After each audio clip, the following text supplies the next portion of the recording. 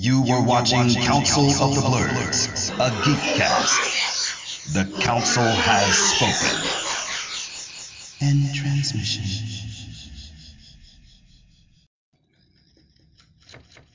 You were watching Council of the Blerds, a Geekcast. The Council has spoken. End transmission.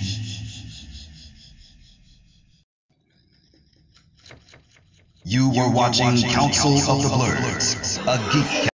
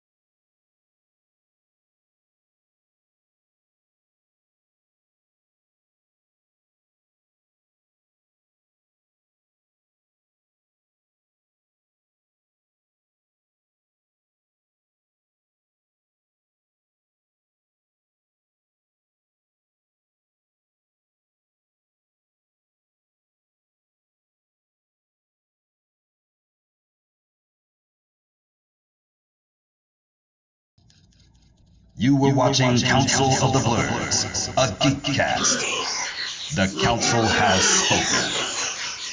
End transmission. You were watching Council of the Blerds, a Geekcast. The Council has spoken. End transmission. You were watching Council of the Blerds, a Geekcast. The Council has spoken. End transmission. You were watching Council of the Blerds, a Geekcast. The Council has spoken. End transmission. You were watching Council of the Blerds, a Geekcast. The Council has spoken. End transmission. You were watching Council.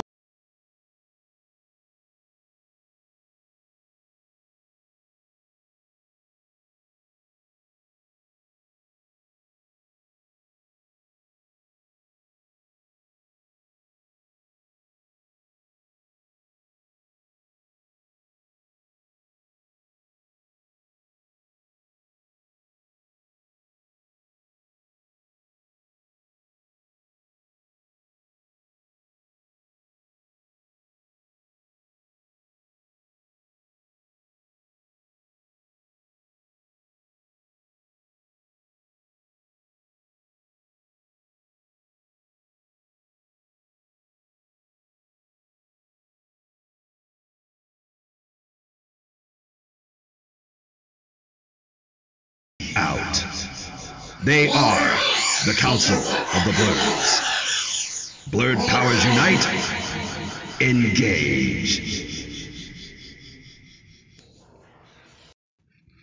From the far corners of the fandom universe, representing film, comics, and anime, sci-fi, fantasy, and cosplay, they come together for one cause: to geek out. They are the Council of the Blerds. Blurred powers unite. Engage. From the far corners of the fandom universe, representing film, comics, and anime, sci-fi, fantasy, and cosplay, they come together for one cause: to geek out. They are the Council of the Blerds. Blurred powers unite. Engage. From the far corners of the fandom universe, representing film, comics, and anime, sci-fi, fantasy, and cosplay, they come together for one cause: to geek out. They are the Council of the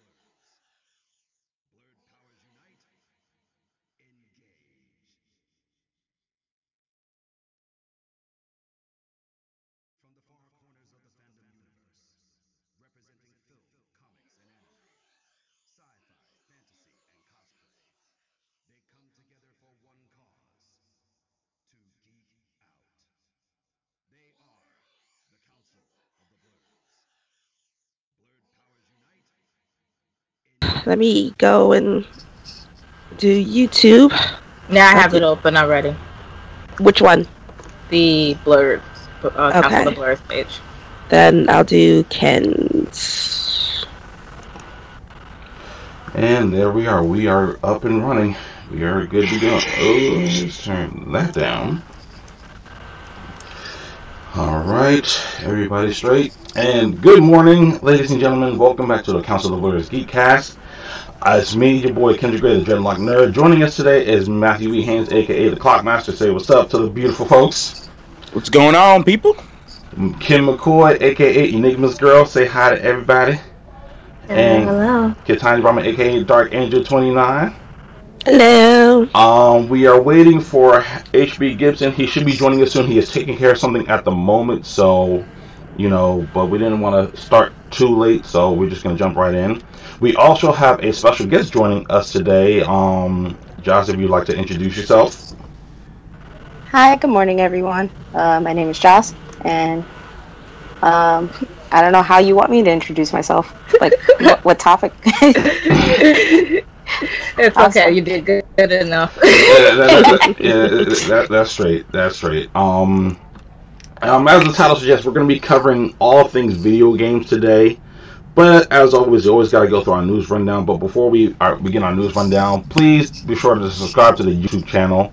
So far, we have a good amount of people coming through the last live stream we had. It was some pretty good numbers, so we want to keep that going. So if you can, tell you, yourself, or anybody else, subscribe to the YouTube channel. So, we're going to keep doing these videos anyway because we just like doing them. But we like having people watch too. So that would help if you guys, subscribe to the YouTube channel. You can follow us on our Facebook fan page. We also have our own Instagram account. And you can definitely chat with us through the Discord. Last night it was pretty lit through the Discord, I will say. It was really lit through the Discord. So definitely, follow us through there. We will be doing YouTube channel, so oops, sorry. Okay. So definitely, follow us there. We will be doing some giveaways, of course. We'll be talking about that a little bit later. And I think that pretty much covers it. Also, I keep forgetting, you can also listen to us through your local podcast streaming service. We're on iTunes, we're on Google, we're on Stitcher, we're on Spotify.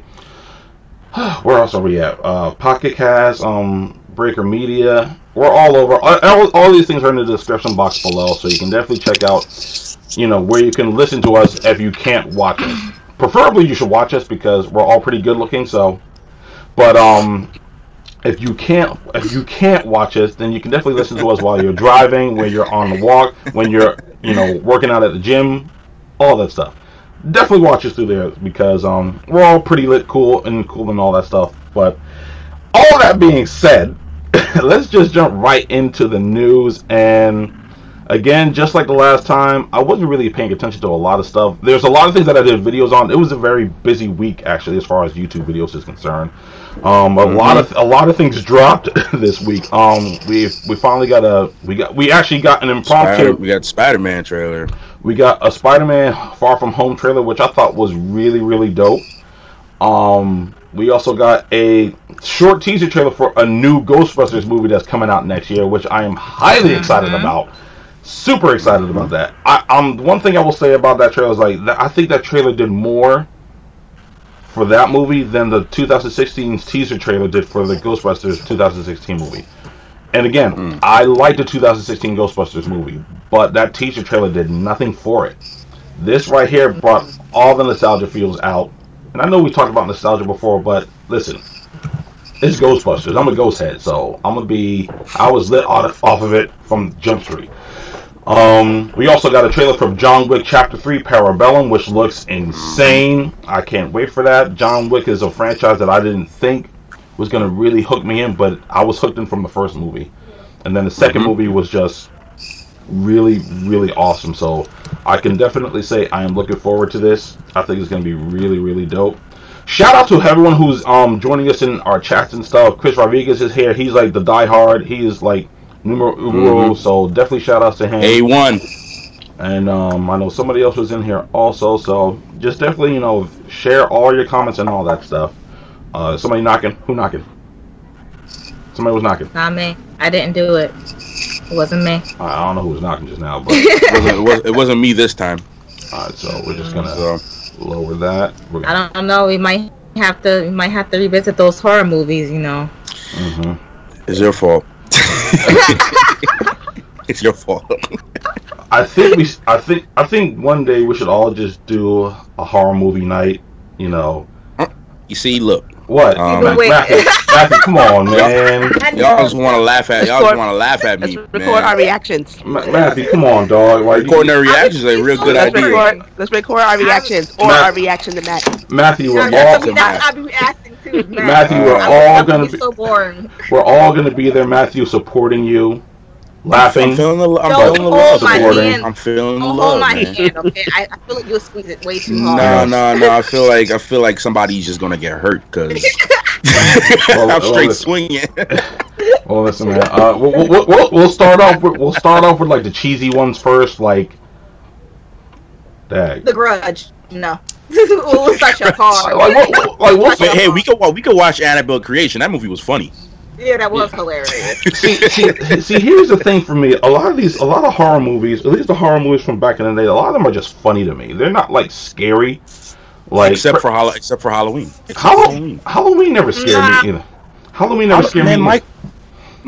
I wouldn't say scary. It's just more. What's the word I'm trying to use, man? I don't know. Like I just feel like I'm in the moment when I'm watching those movies. I don't know. I don't know. I remember watching Nightmare on Elm Street as an adult, and I was like, "Why the hell was I afraid of this as a kid?" Maybe because I was 5. Yeah, because it was a thought process after that. Like everything has changed, and our fears have all changed. So everything that can now scare us is now different. Listen. Freddy Krueger is a comedian. He is fucking hilarious. I'm sorry. If you watch all of his old movies, all the older movies, it's just like, this dude is a comedian.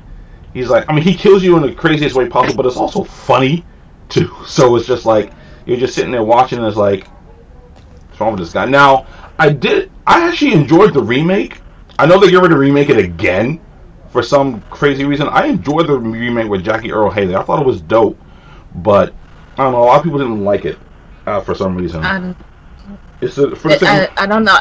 Something should just die. Not in my opinion. And that's one of those things that should die. I'm so tired of seeing remakes of stuff and changing of stuff. Like I said, I will say this: I'm making the American version of Train to Busan. I'm gonna lose my mind because I do not think that's a good idea. That's gonna be very interesting to see. Considering that's a good movie to start you on, actually. Yeah, that one's good. Actually, yeah. That's a good movie to start you on. That will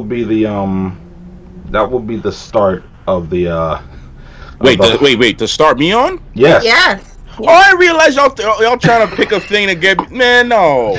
I'm thinking a regular conversation. You would actually like Train to Busan. You would actually like it. It's not like horror. Wait, didn't we talk about that before though? Yes. It's on the stream. Yeah, it's a zombie movie. It's a good movie. If you're a fan of zombie movies, then I think you'll like Train to Busan. Like, nah, I ain't a fan of zombie movies. I hate zombies. Yeah, but this one's not. This one's a little bit different. But you play Resident Evil though, right? No, I don't actually. I don't either. I'm not gonna. When I went to Dave and Buster's with my girlfriend to play the Walking Dead game thingy, and we were playing that thing, I was literally like, ah! You mean House of the Dead?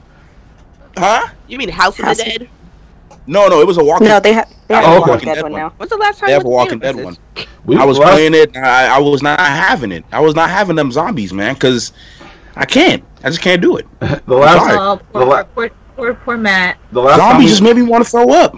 I can understand that. I can understand that. The last time we went to Dave and Buster's was my birthday last year because we saw Black Panther right after that. So they must have got a whole bunch of new stuff then. It wouldn't be even Harold said Train to Busan was a good movie. Yeah. All right, here's what we're gonna so start. It's not. We're gonna start you off with like Child's Play or like Bride of Chucky or something. I've seen that already. I've seen that already. That, like, you know, I don't know, like I've seen Child's Play. I've seen those movies.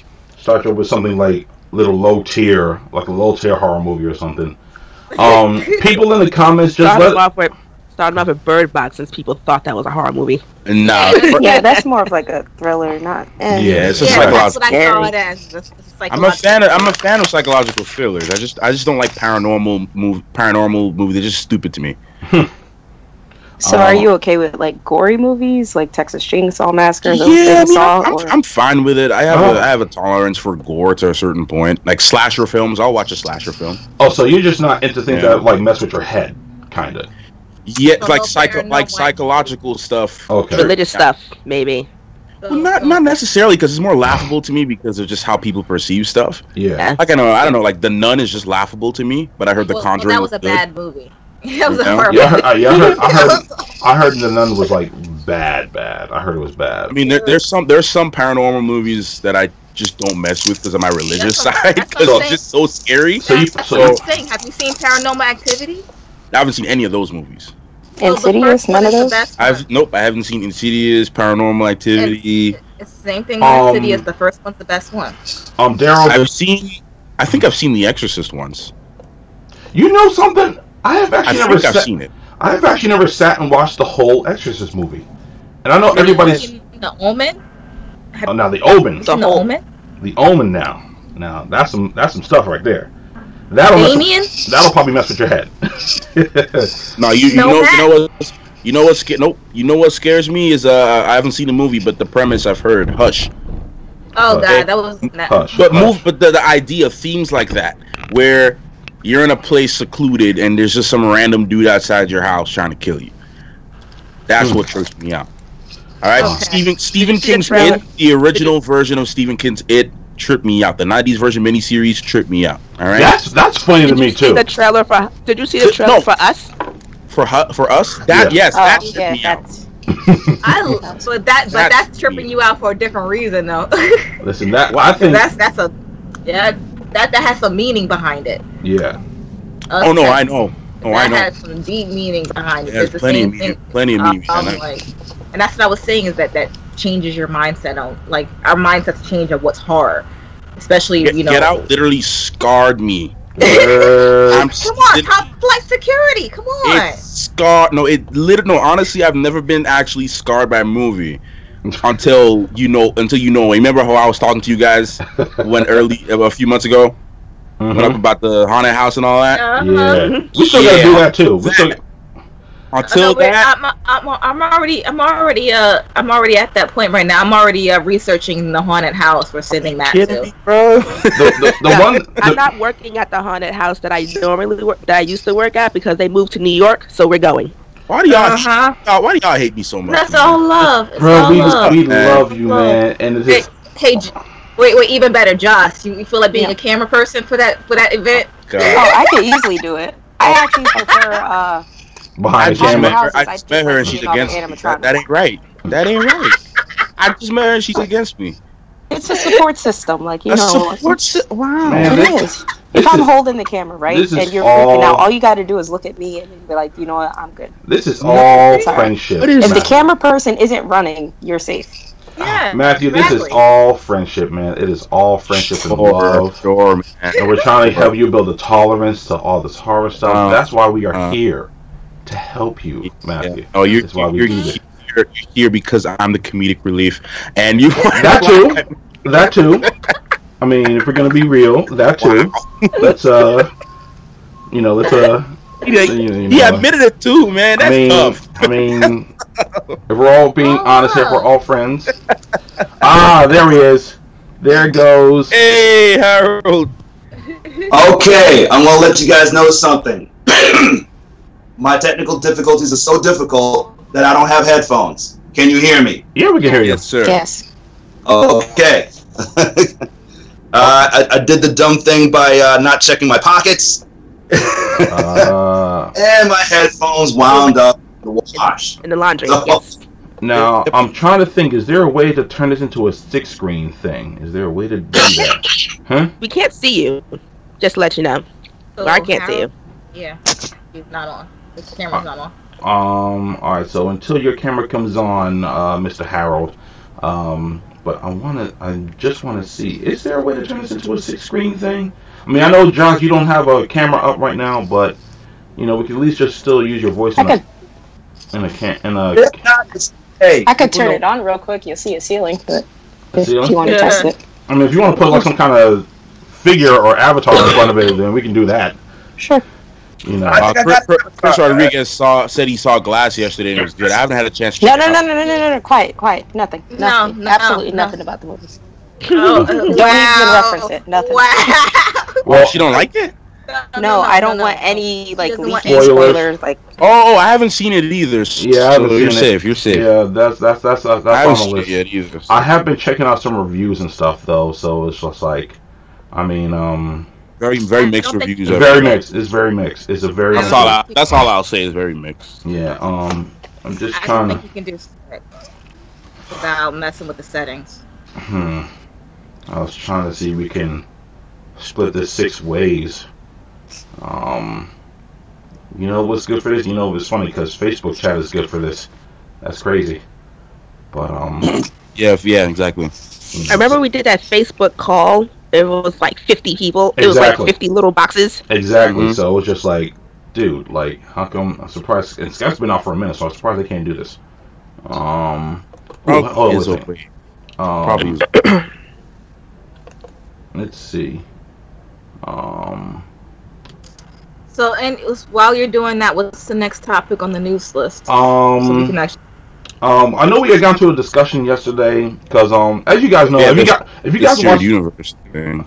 Like if you guys watch Supergirl, then you know there's a character on there. I forgot her name, but she has like she's a metahuman herself. She can like see into the future. I think her code name is like Dreamer or something like that. I think so. And they just released a photo. I thought they were trying to push her with Brainy. That's what I thought also. I mean, they probably still are, but they just gave her possibly. They released a photo of her in her actual like super suit and stuff. So, looks like your typical CW super suit though. I was just going to say that they probably just did that for the simple fact that she's on the show. She has powers. Essentially, everyone that has powers in the CW show gets a suit. A suit. Yeah. That's the thing I've been noticing. So, I mean, like even I'm just waiting for Batwoman, man. That's all I'm waiting for. Yeah. To be honest. I didn't catch most of the recent episode of The Flash. To me, it seemed kind of filler to me. I mean, it was okay, but very filler last episode. Yeah, so it'll probably start picking back up, in the next episode and stuff like that. And I believe Supergirl comes back tomorrow. Arrow comes back on Monday and all that stuff. So Black Lightning's actually Black Lightning's on Monday. Yeah, I'm ready for that. Yeah. But I mean, it is what it is. It's the CW. They're gonna do. I mean, considering her power set, but then again, in the comic books, there's been plenty of characters that didn't have like great superpowers, but still had suits. So. All right, I see something else that just popped up. Now it just went away. No. Did you just do that? That was me by accident. That was Okay. All right. No problem. Oh. That looked like it would have worked because I saw it would have worked too. Yeah. No, it was a picture because I'm on the iPad and I pushed the button and I didn't know how to go back because I don't use Apple products and I'm like, where's the back button? So. Okay. Okay. Yeah. Let me see if there's a. Yay for not using Apple products. Yeah. I think we're all Android. iPads are cool for. I just use it for reading and watching shows. There we go. Same. I miss my MacBook Pro so much. The MacBook Pro can stay in its grave because it's overpriced and underperforms. The other thing that we were talking about yesterday, and this has been a story that's been floating around for a minute about. There's a petition on trying to make Wonder Woman bisexual in the sequel, and like we talked about the other day, it's like, listen, what doesn't matter? If it doesn't really have anything to help with the continuity of the story that's already been set, why push it? Why push the agenda? The thing is with that comic book is because like I said, I'm a huge Wonder Woman comic book reader, and almost anything Wonder Woman I've read everything from George Perez up to all the recent stuff, all the stuff that even Tom King drew, like Tom King co-wrote and all that stuff. So it's like, and David Finch drew. So it's like, that idea of her being bisexual was a recent idea because one of the writers wanted to experiment with that. To just kind of like hint towards like the fact that, okay, she was in Themyscira, she grew up with women, it's only natural that she may be attracted to another woman because she grew up around women, right? And that was the idea that he was trying to really propose, and kind of hinted towards it, but it never really made it to full-time canon. And it's always been, she's almost always either been with, in New 52, with either Superman or with Steve Trevor. And that's just always how it's been. And it's just an idea that the new writer wanted to explore, which people do that all the time. They did that with Aqualad in DC Rebirth. Making him gay, literally changing him around. So it's like, if it has nothing, to me, like what we said yesterday in the group chat, if it has nothing to do with the canon, and like you said, the continuity of the story, you know, why even try to force it? You know, if it was something that they introduced from the first movie, and they wanted to continue it, then okay, that's the idea they were going with. But they didn't introduce, you know, they never really introduced that concept. It's not, I mean, it's not too late to introduce a concept, but how does it necessarily fit in with the story? How does it really fit with what's what's going on with the story, the narrative? And I don't know. My whole thing on it is like, more so, I feel as though if we're continuously, or you're changing these characters to be, you know, part of that community. And I have nothing against that community at all. I love that community to death. But the thing is that I feel as though you should come up with your own characters. That way we can integrate them into the actual, into these stories. And that way they can become part of the characters.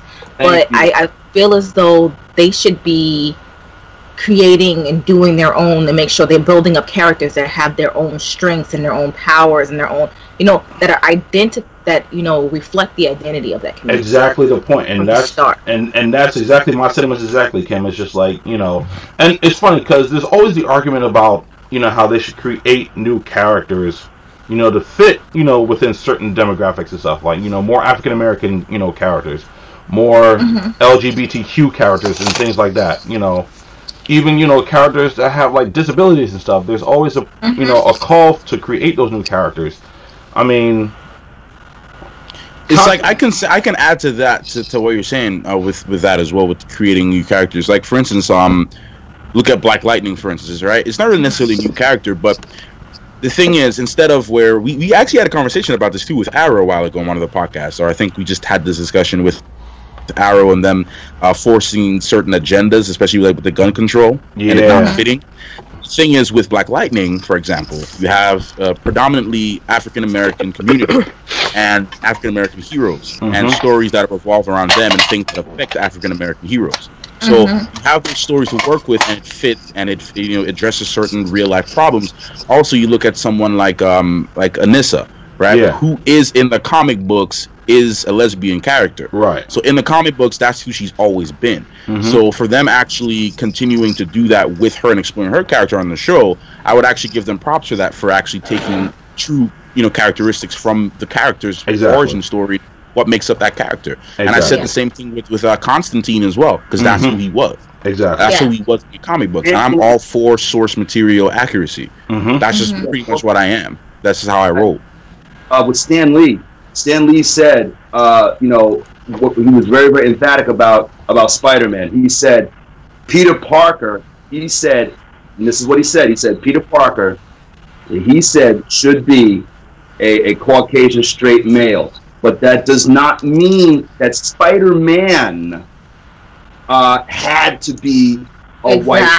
Exactly. I mean, you could, if you want Spider-Man to be this, that, and third, then fine, because he proved it. You can make Spider-Man into anyone you want. He says that's the great thing about the costume, is that anybody could be Spider-Man in whatever universe. But as Peter Parker, leave him alone. Sounds right. I mean, people call me Peter Darker because of the whole Bladderman thing. What is this about? So there's that. I like that, actually. That's kind of shit. Peter Darker. That should be a moniker or something. I like that one. That's funny. Well, yeah, Harold made a really good point. That's why we have like Michael Bendis creating characters like Miles Morales, right? Or we have who else? There's what's his name, man?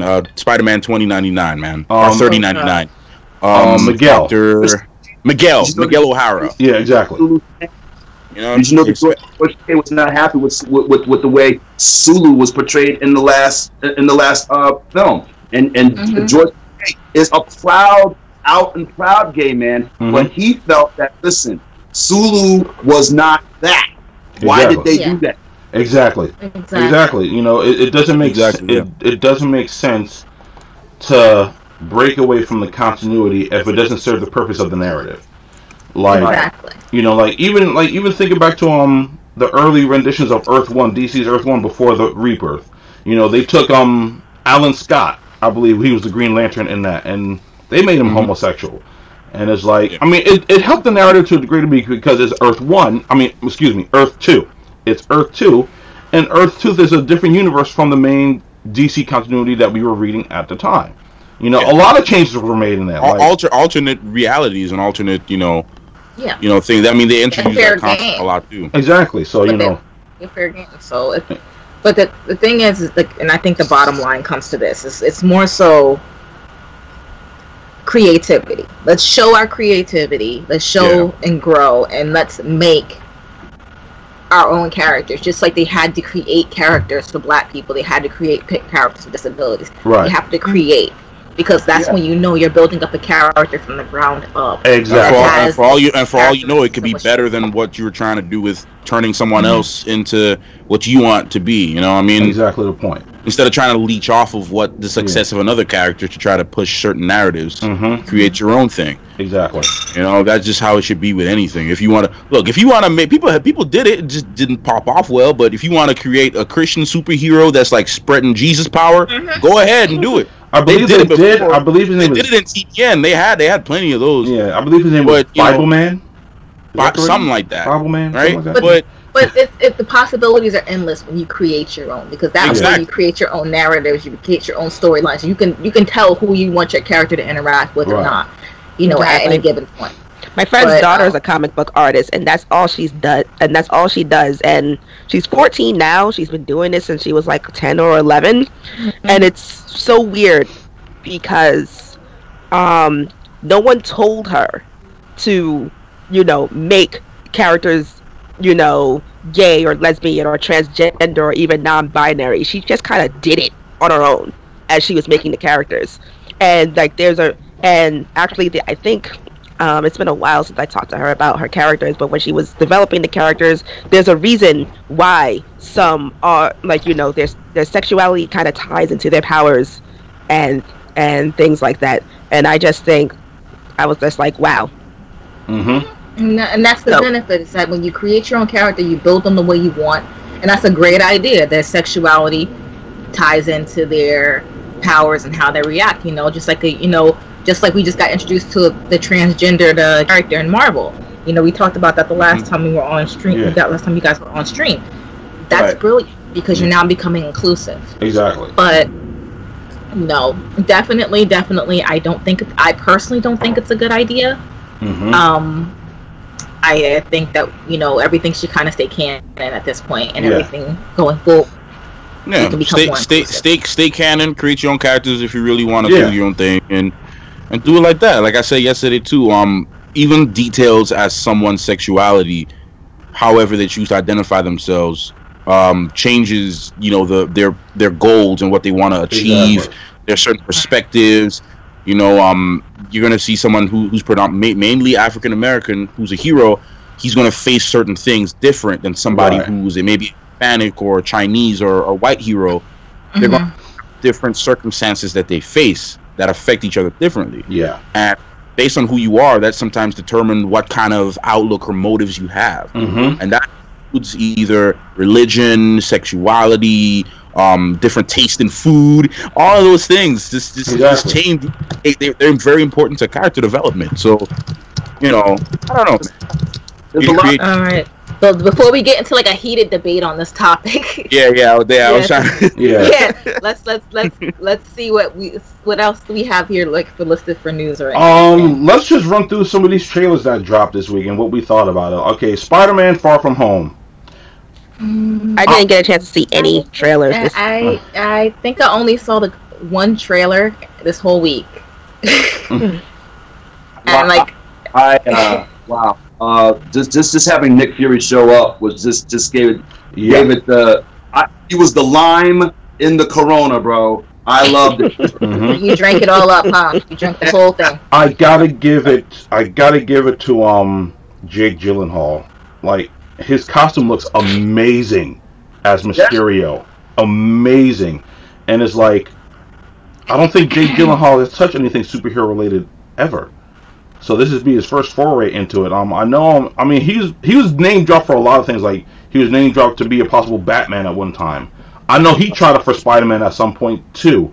So yeah, they made a joke about that too. Yeah, I saw that little video. That was hilarious.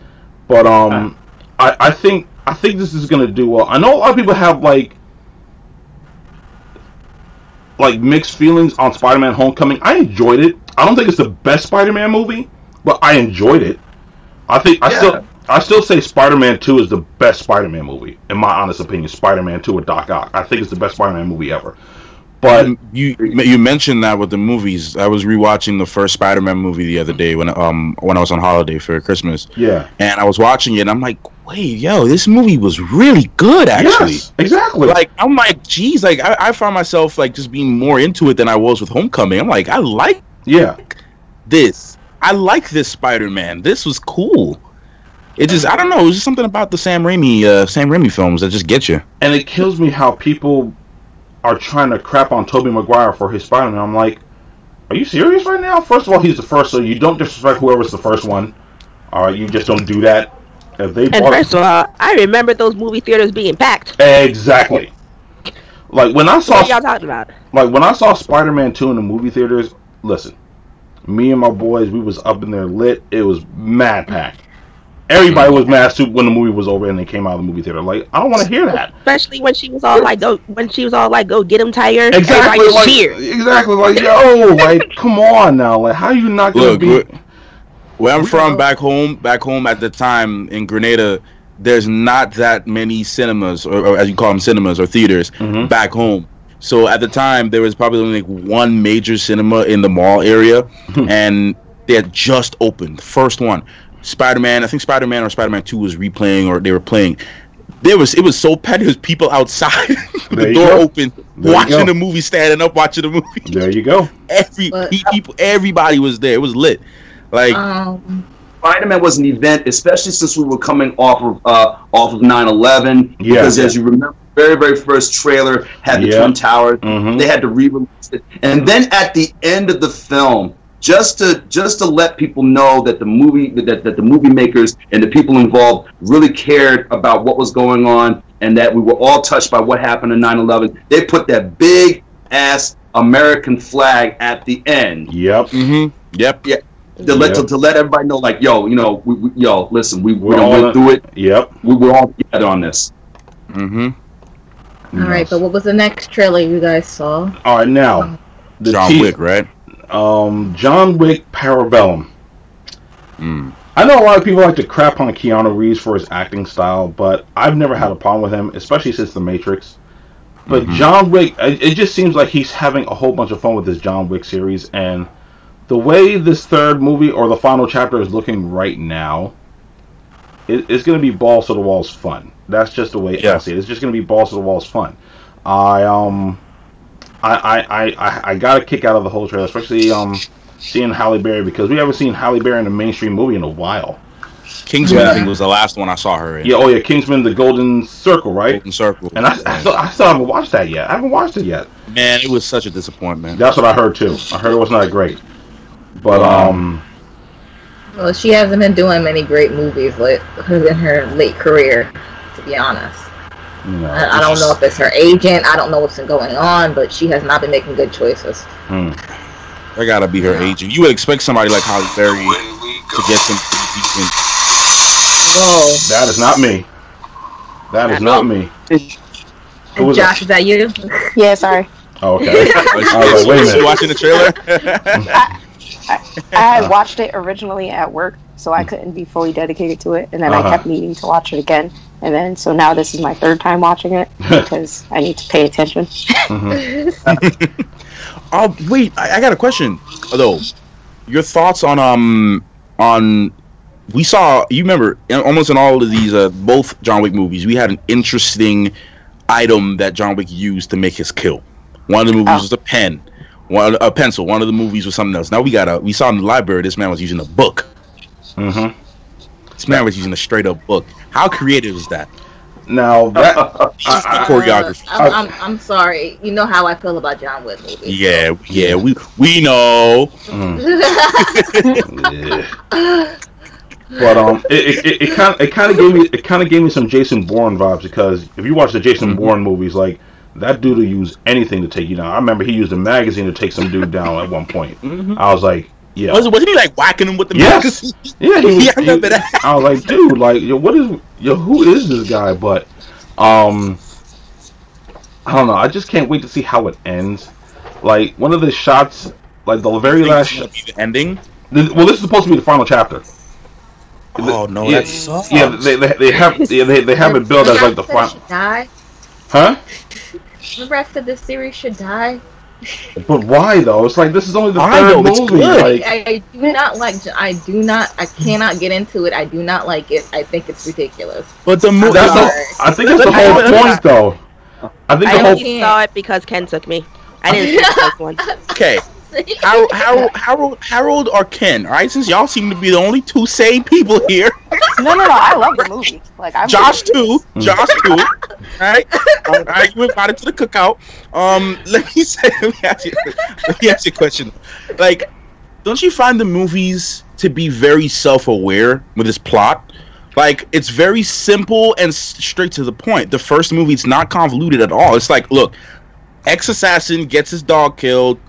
The only member of his wife goes on revenge. Simple. It's not, the story's not too crazy and all over the place. It's very simple, gets straight to the point. It knows what it has to do. It knows what it is. It knows what it is.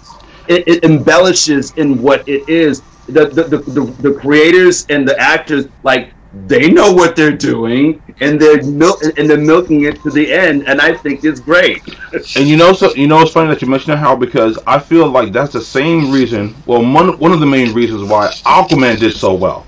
It knew exactly what it was. Yes. It's a movie about a guy who can communicate with fish. Yep. Yeah. Like, come on now, like, he's Wheels are tried. First of all, I still think Moa had a huge part in making that movie. Well, of course he did. That's what Tom was saying that the other day too, about them casting attractive people. Yes. I mean, they know. I mean, James Wan and the whole team knew that. He's like, let's hire Amber Heard and Jason Momoa. That was it. That became like the panty dropper movie. It was like, okay, we're done. Yeah. We're done. Like, it's like. And that's the thing with these superhero movies. Like, I think that's probably one of the reasons why the Marvel movies do so well, is because they understand who and what they are, and even though they add some serious tones to it, because they're adapting these things or portions of these things from the comic book series material. It's like, listen, Tony Stark in the comic books is an ass. Mm-hmm. Yeah, he's a good-looking one, and Robert Downey Jr. knows how to play an ass. It's like, he's a good-looking one. I mean, Robert Downey Jr. knows how to play an ass. I mean, look about it. Captain America in the comic books is he's the Superman of the Marvel universe. He really kind of is. As far as like, he's a Boy Scout. Captain American. Captain America, right? He's yeah. As far as mentality is concerned, he's like the Superman of the Marvel universe. Now, like, I remember when they casted Chris Evans as Captain America, I was like, you mean the Human Torch? Like, exactly. Like, what? That's what I said. But then when I saw him, especially in Civil War, I was like, okay, they made the right decision. Made the perfect, man. I don't know. I think, look, people always talk about Marvel in a bad way, and when I went to see Aquaman, one of my friends, his friends from high school was there. She's just like, no, I'm a DC fan. That's all I do. That's all I watch. I don't watch anything else. But I'm like, look. Be honest. I'm like, be honest, right? You have the Marvel movie. They know what it is. They, like you said, they are very self-aware. They know what they're doing. They know their audience, and they do character representation very well. And how cool is Momoa in interviews? I mean, have you ever seen him in an interview and the guy says, so Jason, what's your workout thing like? And he goes, yeah, well, I'll do about like 20 push-ups. And And I think that's the 20 more push to drink another beer. And I think that's the thing is he's so personable. That's the thing. That's what makes it even more better. Literally himself in the movie. And the thing is that I think that's the other part of it that really sells, especially with Marvel side, is like all those guys are having fun with what they're doing. Like Henry Cavill, for the most part, it seemed like he was having fun playing Superman, but the people behind the cameras or the people or the executives were probably just killing his vibe. Ben Affleck, I can tell you starting to have fun in Justice League, though. Exactly. From some of the scenes. Exactly. You can tell he's actually starting to have fun with the character. Yeah, but I don't think Batman is for... I don't know what it is about Batman's that the role is probably so demanding that they all probably don't do more than like 3. And that's it. They're like, okay, I'm done. Well, it's like, what is it? I mean, if you look at him, Christian Bale, like, you know, if you've seen an interview with him, like, after, like, The Dark Knight Rises, you know, he talked about, like, you know, he was glad that he never has to put that cowl on again. And, I mean, I know he had fun doing it. Yeah, that shit give him, like, migraines or something? Yeah, he said it was hot. He used to have constant headaches. And he used that in his character portrayal of Batman. But it's he like... He probably was real pissed off. Exactly. Some scenes, like... You know, so... like you know, Jason Momoa definitely had fun with Aquaman, and like that's another thing that I shared the other day about how DC said it's going to be more director focused with the franchise, and that's something I've been saying for a while now. Let James Wan deal with Aquaman.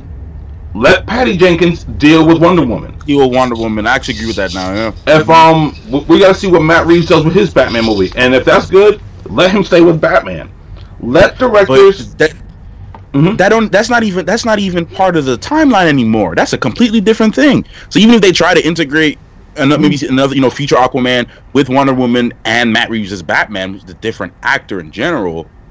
I mean, they could probably. It's gonna be weird. I mean, they could do it. It's just. I mean, they could probably take a page out of the MCU because, like, remember the Russo brothers strictly focus on Captain America. I mean, they focus on the Winter Soldier and Civil War, but then they directed Infinity War and they're directing Endgame, which includes all those other characters that came from different directors as well.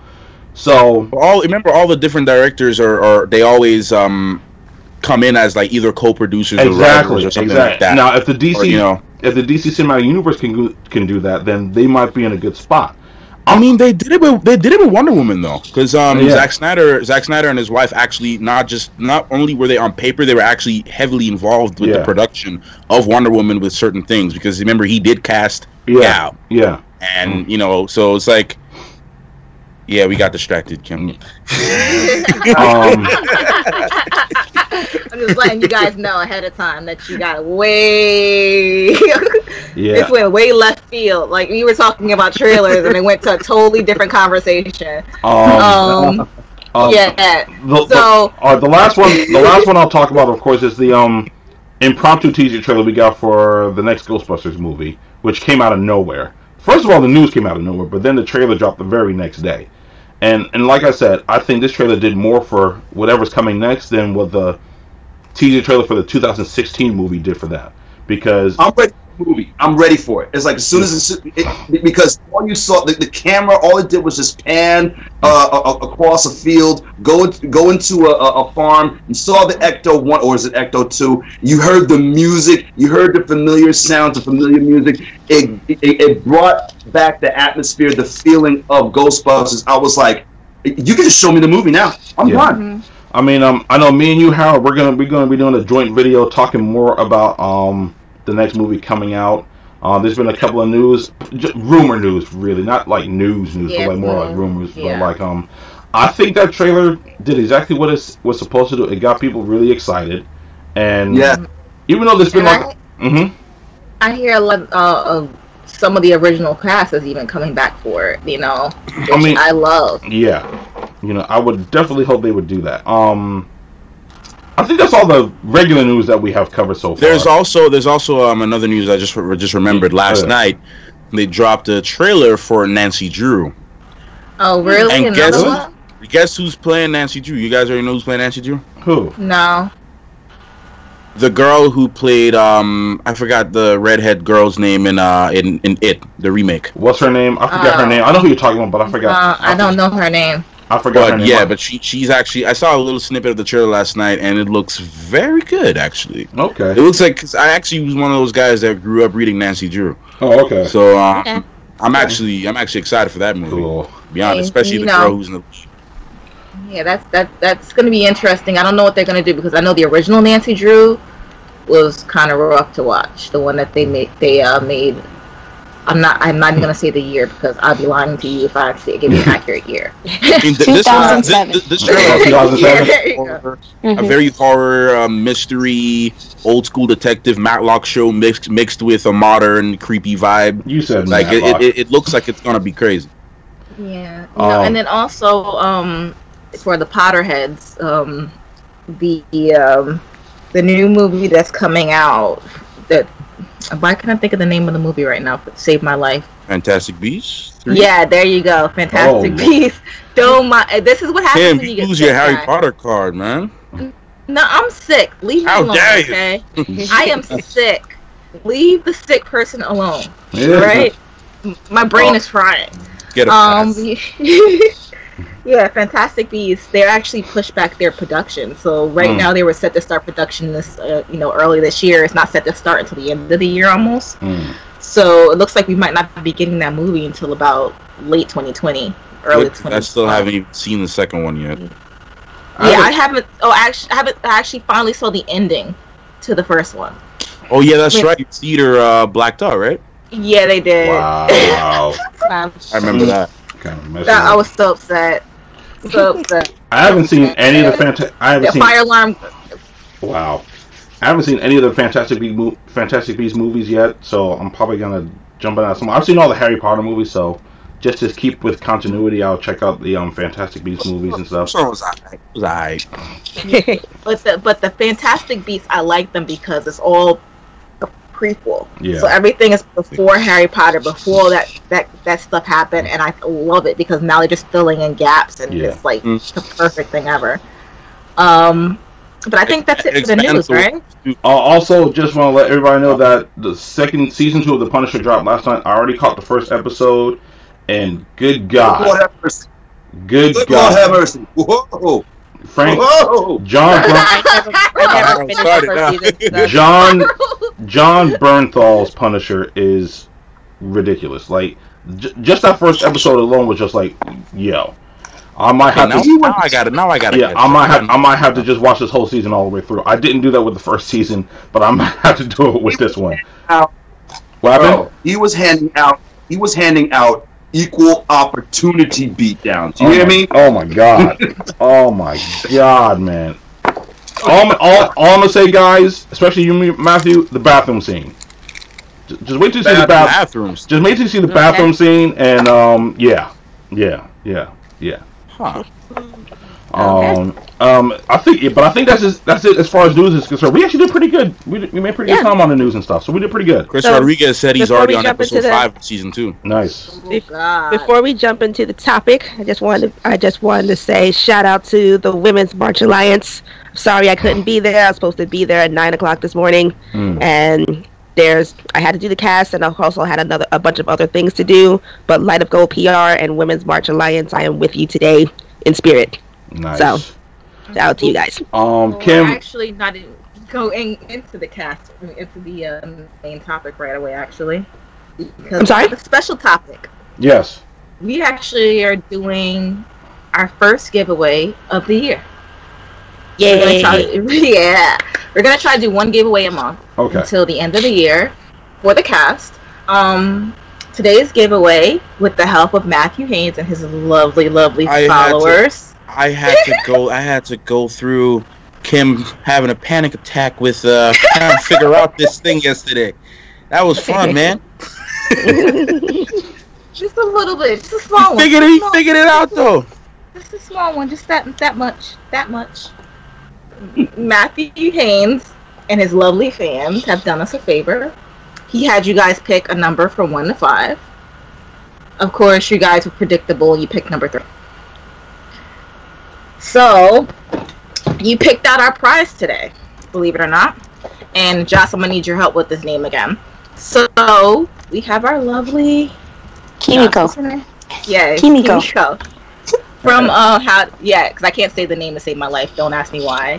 From How to Raise a Boy and Girlfriend. Okay, so what you have to do to be entered into the giveaway is easy.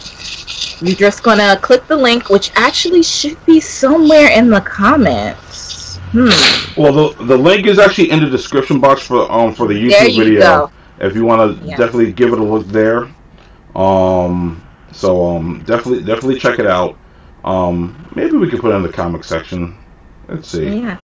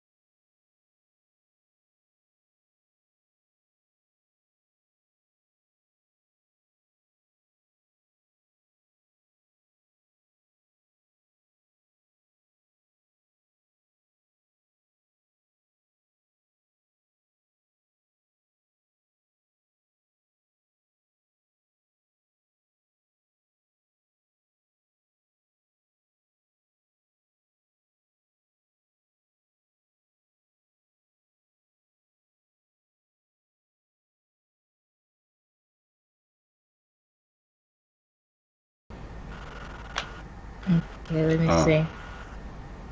All right, let's see. Did it pick right back up? Ah, crap. You think you messed it up? Wait, you were supposed to press it right away. I did. Right away? Okay, well then just wait a couple seconds. It should come back. If it doesn't, It's then saying probably... we're still live. Yeah, It's I'm saying back we're now. live. No, mine says we're on. Okay, The Blerds one says it's offline. There it is. I'm on the Blerd one, yeah.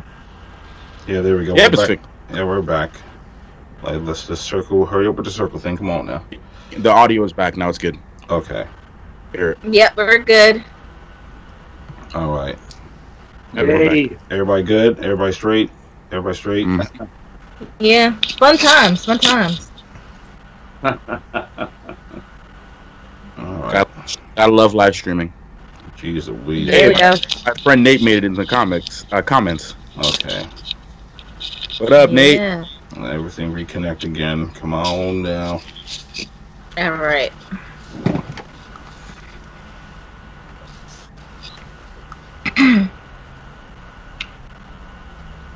Maybe. All right. I'm just trying to check it from. Yeah, Chris said he can hear us. Okay. Okay. Yay, we got it. All right. Let's see. Just want to make sure everything is still straight.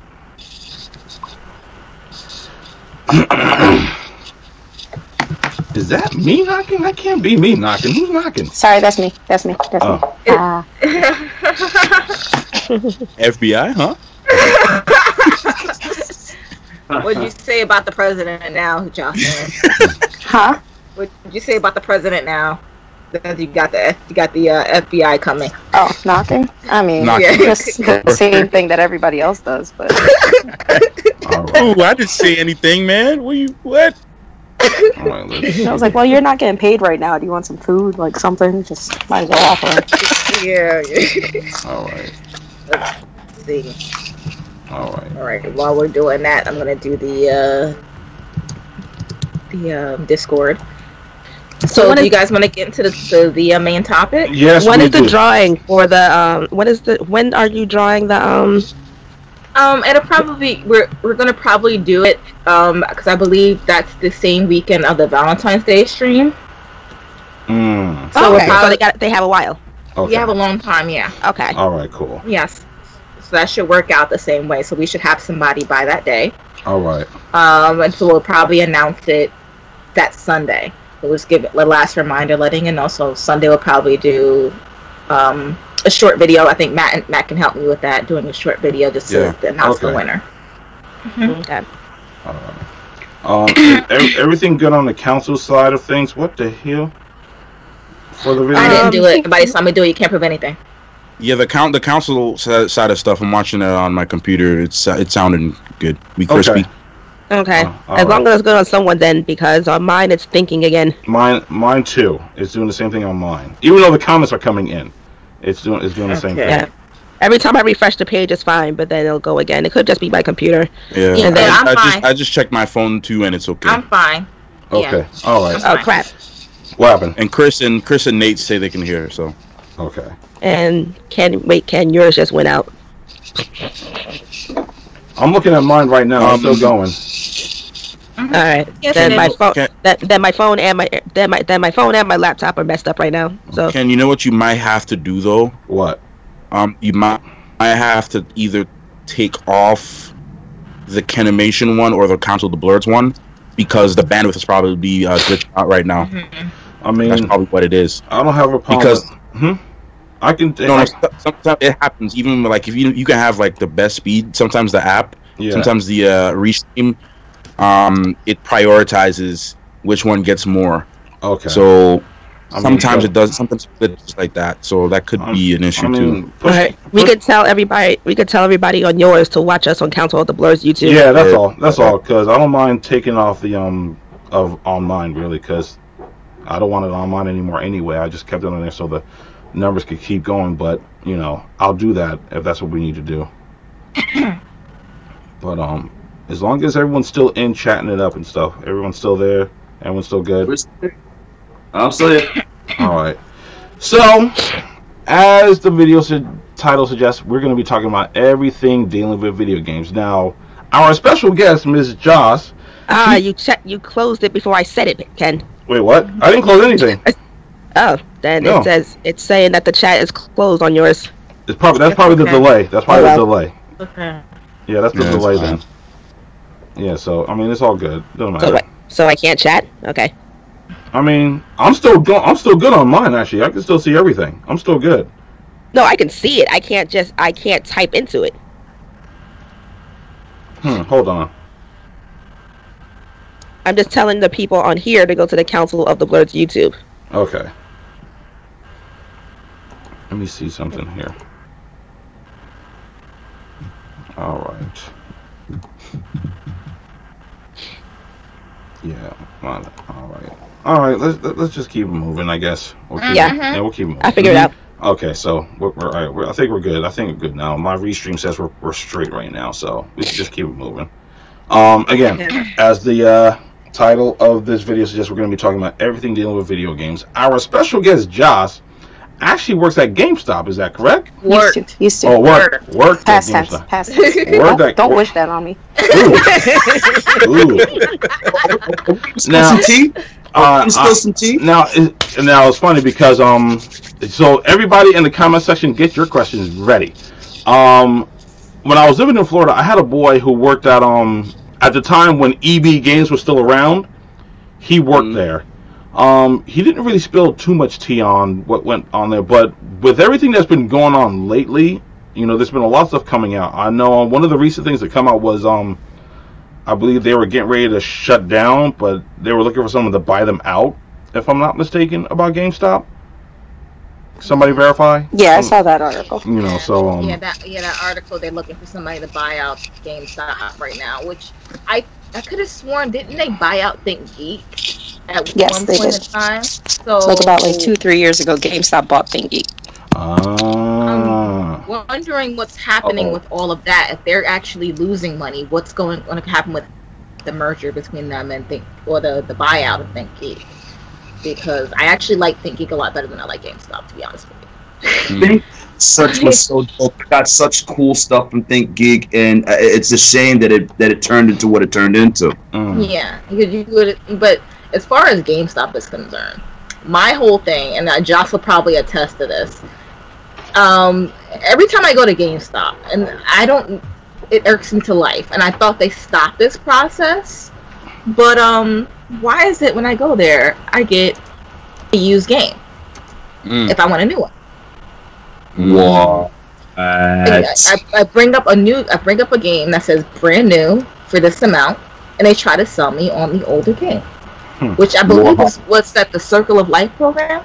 What? So basically, their whole thing is that no matter what, any new game, you only get a certain profit margin. So when they're selling it, Activision is going to get their cut. They get 2% on selling a new game. So when it's used, Activision gets nothing and GameStop gets all of it. So if they have the same thing, which is why they sell it $5 less, they just made $50. And trade credit is fake money, so why not give people fake money to keep spending at the store? So that way they can keep the actual cash when people buy the used games. Interesting. So that's essentially the financial for it. Because give people an incentive for something fake, that's why they don't tax you on trade credit, because they can't, it's illegal. And so, people find ways to manipulate trade credit. I definitely did it. 4th of July, that was amazing. But it's just I thought you were going to go into the whole it's the last new copy that they have to open it. That's something I never agreed with, of opening a new game, because no matter what. Are you serious? No, the whole if you're getting the gut, because they have to open at least one to put it on the wall so you know what they have in stock. Yeah. But if it's open, you can't return it. So it's a contradictory return policy, because if it's the last one you're getting, they're supposed to reseal it. Their reseal is like a sticker that they put on it. If you could go on Amazon and just buy circle seals, you could put circle seals on every new game and be like, I want to return this new game, as long as you have a receipt. But my thing is cover art doesn't cost that much, and every other retailer could get these little gift card holders that have a game printed on it. Why not just get a reusable thing that you're just changing the insert so that way you have an endless supply of just cards you put on the wall to say, this is the game that you're buying. You go to the counter and you just get it. But of course, they never wanted to do that. You would think that makes more sense.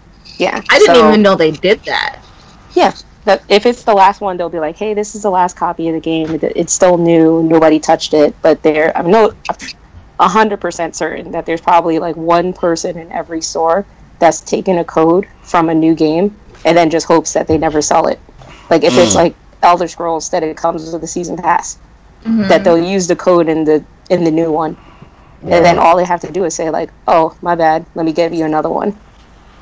So wait, was this like all GameStops or just the one that you worked at? No, every GameStop has to open up at least one copy of a new game to put it on the wall. So that's a money saver for sure. Wow. Yeah. Because that's crazy, because I always thought that's because I would always want a new game, because my whole thing is that I like to be able to return my games like if I don't want them at all. So or if I find out it's going to be on sale like next week and I just bought it, so I usually return them to GameStop. And I did have that happen to me, but I thought it was because it was a used game that they actually gave to me, not a new one. Nope. I didn't know that it was actually a new game that they just pretty much put in the case after I bought it. Yeah, if they sold it to you as new, like the used ones, that's like someone that actually came in, they had the game, they sold it, and then that's actually used.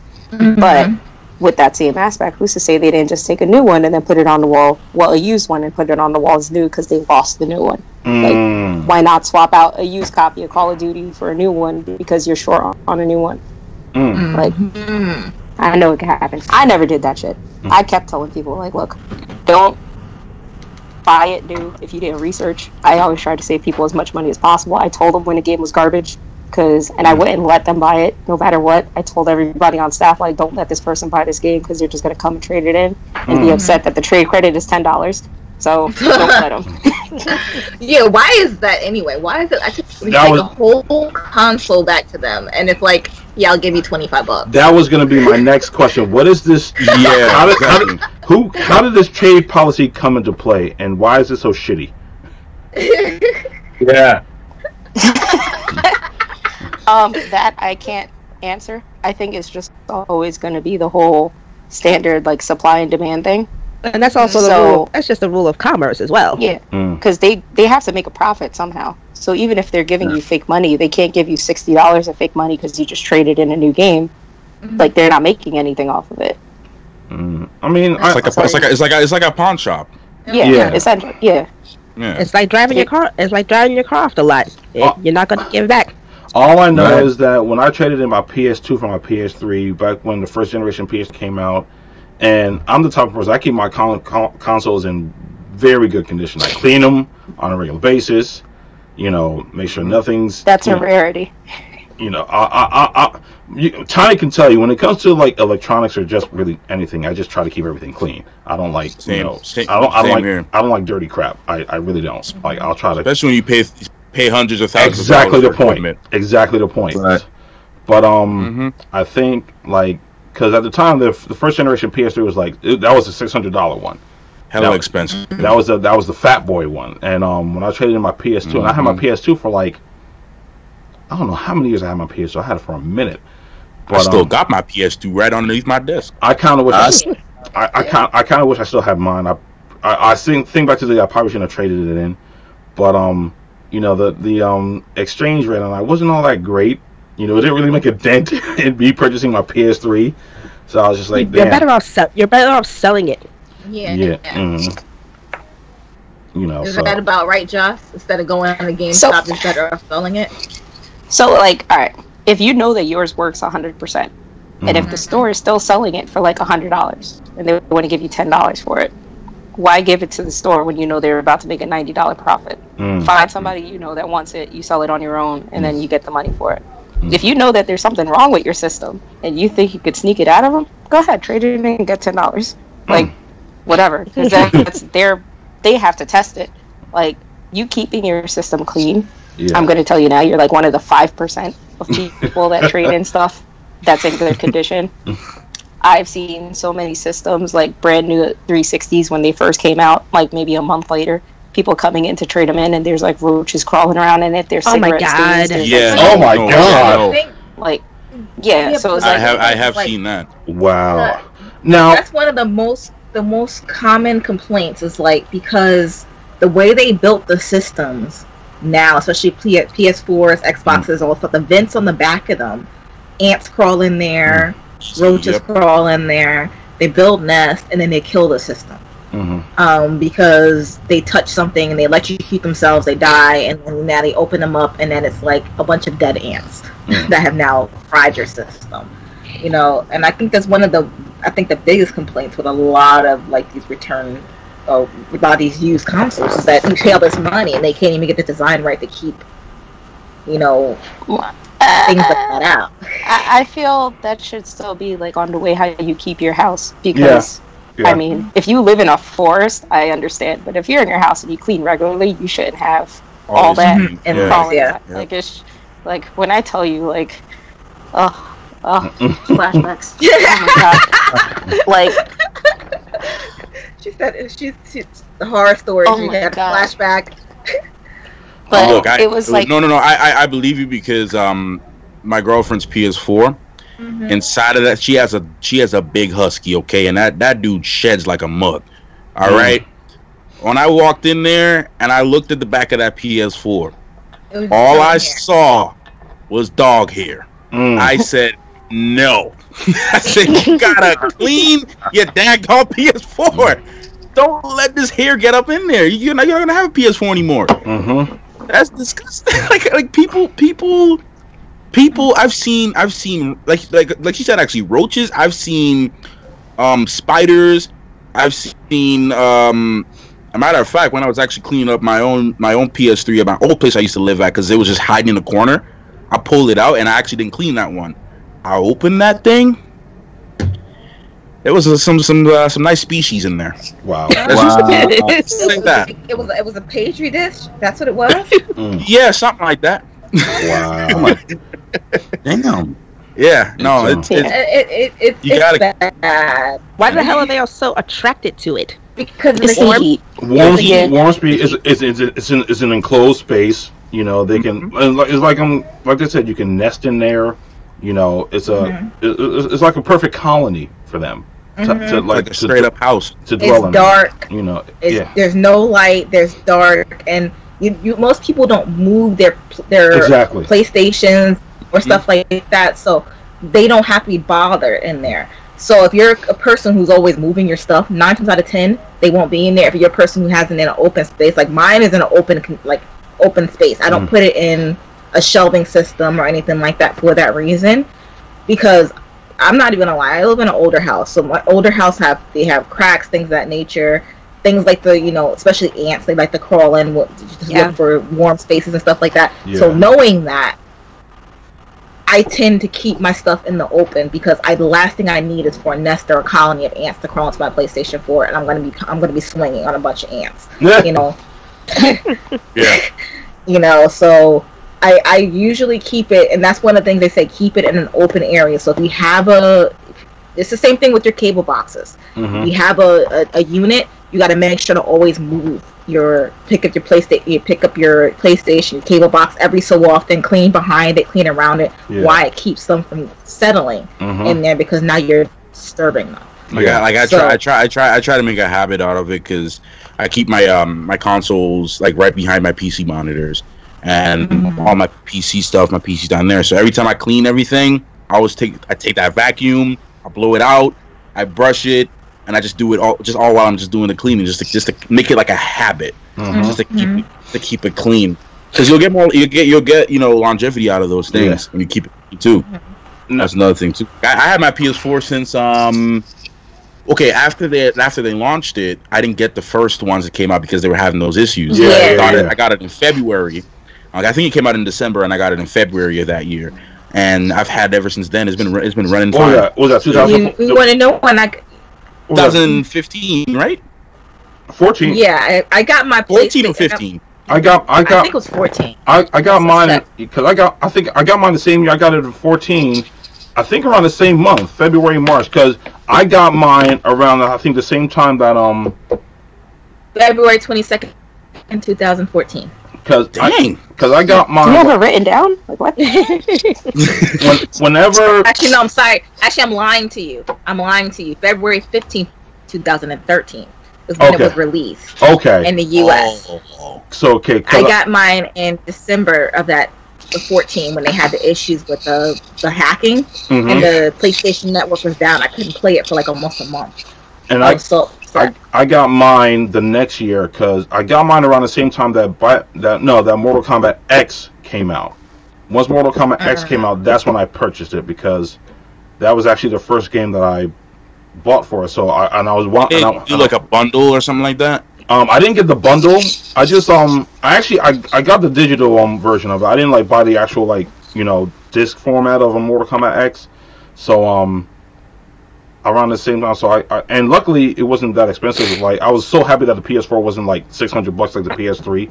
I was gonna lose my mind if it was like that. I was gonna wait a while, but I got mine. I think I got it around the same time you got it. Yeah. So I think we got it both around the same time. So whenever Mortal Kombat X came out, that's when I purchased it, and then. So, what did you guys initially think when you saw? Because I know some of you have played Xbox before. I don't play Xbox, but what did you think? I still do. When the PS4, that's what I'm saying. Yeah, I know some of you do. When the PlayStation 4 first came out, did you my initial? And I'll tell you what my initial was. I was kind of upset because there really wasn't that many games out for the PlayStation 4, so I was still playing my 3. Yes, I was doing the same thing. Okay. I was doing the same thing too. I mean, I it was cool because they had I still actually have Killzone Shadowfall because that was one of the first games that came out for it. I still literally have Killzone, which I haven't played since that one time I played it. And I mean, there wasn't that much games for it, and I was just pretty much just rocking with my PS3 until they started releasing more games that I can actually play. I mean, because there wasn't that much, and I liked it. I played a lot of the free-to-play games from the PlayStation Plus thing. I played a lot of those until they started making more games, and then eventually, when they started making more games, I actually gave my PS3 to my uncle because he wanted to get his hands on a Sony product for a while. So I'm like, okay, I was still rocking with my PS3 for the most part until about a year after I got it when they started releasing more games. Tony knows I still rock my PS3 because I'd say I probably have more games from my PS3 than I do my PS4. I got a fair amount of PS4 games on the actual console that I don't like. I got Ultimate Marvel vs. Capcom 3, Ultra Street Fighter 4, and I can show you the games right now that I got from my PS4. I got I have literally on one PC. I have Arkham Knight. I have. Josh, I know you have more. Yeah. I know Josh has a ton. So. All right. So my PlayStation 4, I didn't get that until Destiny came out, so I have the white one. Oh, okay. Okay. All right. That's the one thing I was never Yeah. I mean, there's some of them. I know some of the color systems that came out with I thought were pretty cool, but I was just never. I guess, really into it. Whose music is that? I think it's sorry. My boyfriend just woke up. He turned on his PlayStation. Hey, all right, there we go. That's fine. That's fine. That's all right. That's fine. It's a gaming. That's fine. It's a gaming stream. We don't watch TV, so it's always a system or something that's on. But I didn't get my PS4 until the white Destiny one. Okay. Because there was nothing for me to play. My system my PS4 is essentially for cat games and Persona. That's what I play on it. And then because I have the Xbox One and it was easier to add on more hard drive space, I figured anything that's multi-platform I'll get on Xbox because I don't have to worry about memory. Well, and then if it's exclusive, then I'll go ahead and get it on that exclusive because I can't play favorites. There's always going to be something I want to play on another system. But that's the thing is for my PlayStation, I have a 1 terabyte hard drive that I connected. So I literally maybe paid about $70 total for the hard drive. And I've never had an issue with memory as far as that's concerned. Even then, when I had my PlayStation 2, I replaced the entire hard drive on that. Nice. And I made that also 1 terabyte when I had it.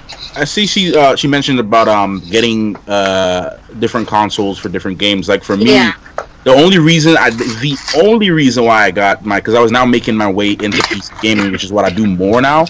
But the only reason I got my Xbox One because at the time when they announced Anthem, Anthem was only going to be an Xbox exclusive, and I was like, okay, I don't have an Xbox, I want to play this game. Let me get it.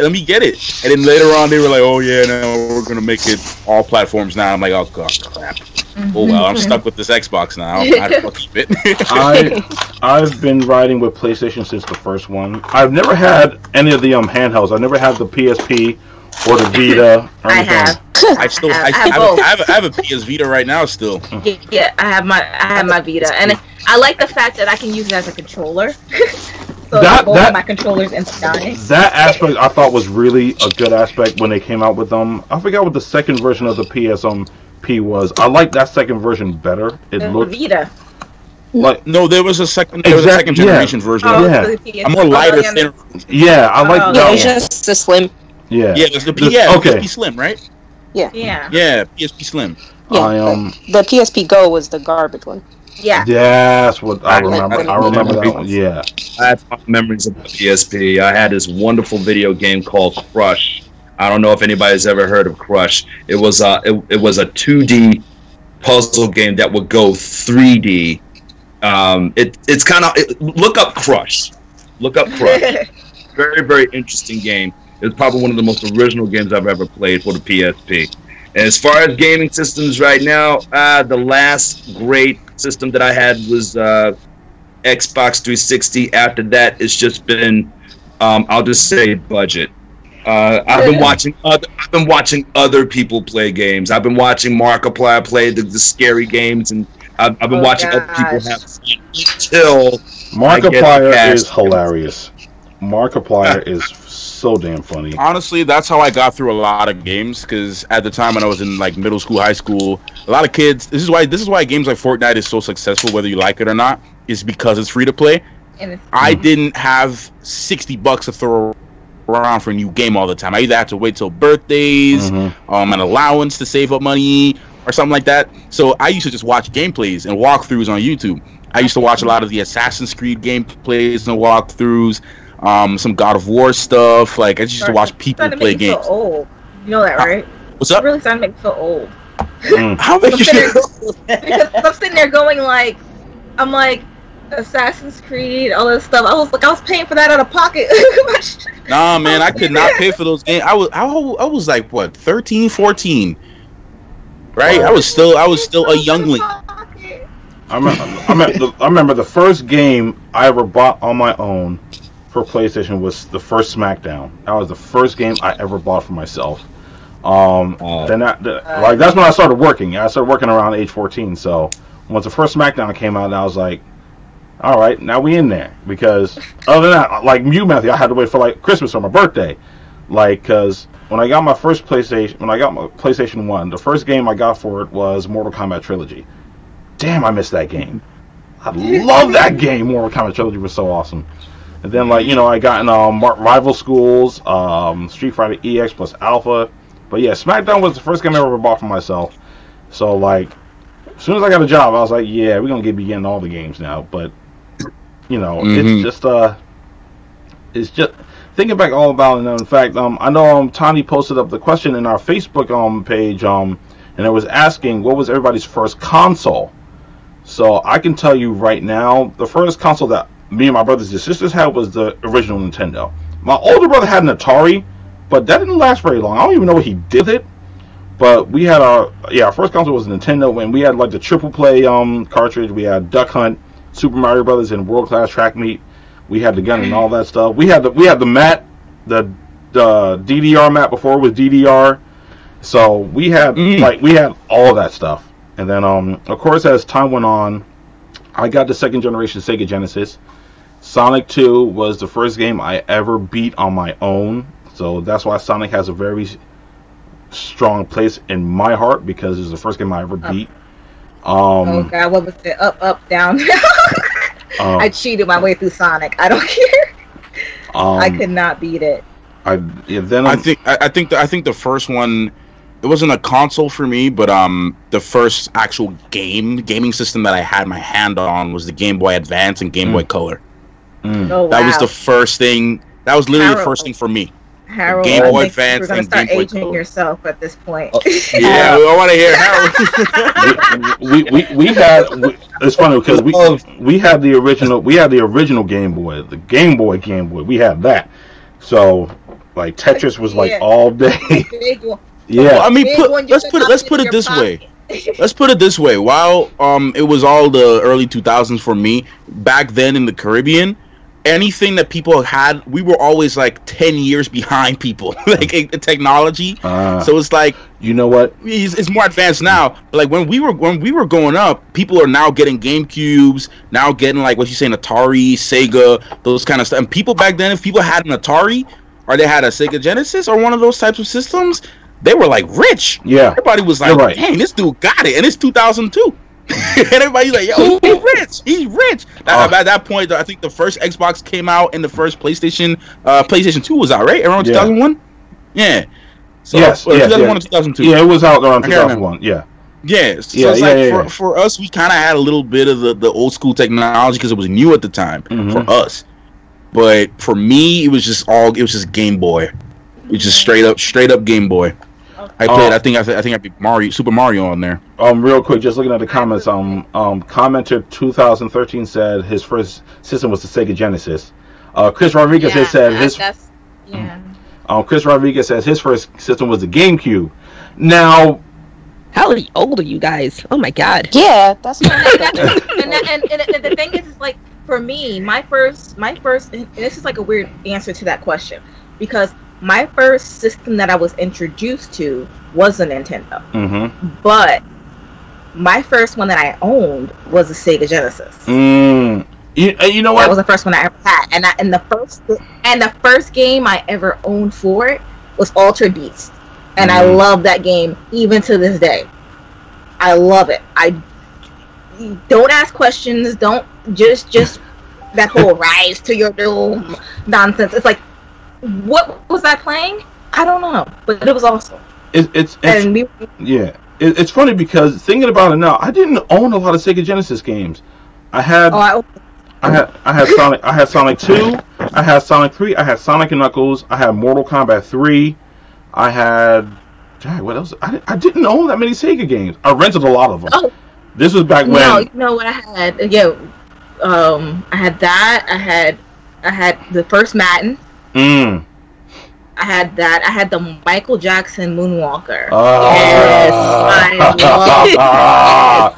Yes. We were trying to find that game, and it was like $200. Yo, here you got you got the poor Caribbean boy that can't relate to any of this guy, man. My first gaming system, I was all right. So this is my age. I was introduced to Atari, and the first one I owned was Nintendo. That sounds about right. We're all about the same age now. Harold, well, actually, before we get to Harold, Josh. Okay. So, same thing. Alright. So, one of my uncles, he ended up buying Ataris, apparently, for each household. And then he took them back and returned them. What? And he ended up getting everybody a Nintendo, but he spread it out. Alright. So, the first one in my house was a Nintendo. And I remember playing Duck Hunt. Yes. And we played Mario. Mario, I got scarred for life because my brother would always yell at me because I kept falling into the pits on the first stage. So he would be like, "Yo, what's wrong with you? Why can't you do this?" So Mario games, I get like mini panic attacks. I'm like, "Yo, there's a pit. Can I make it? Can I make it? Can I make it?" And that's just what happens. But because like I had family like nearby, essentially like my aunts and my mom and stuff, they collectively were like, "We'll get this and you get the other like generation thing." That's exactly how I had it. I had Genesis in my house. Other cousin, he got Super Nintendo. The other one, when PlayStation came out, they got PlayStation. So we were able to rotate between what we played.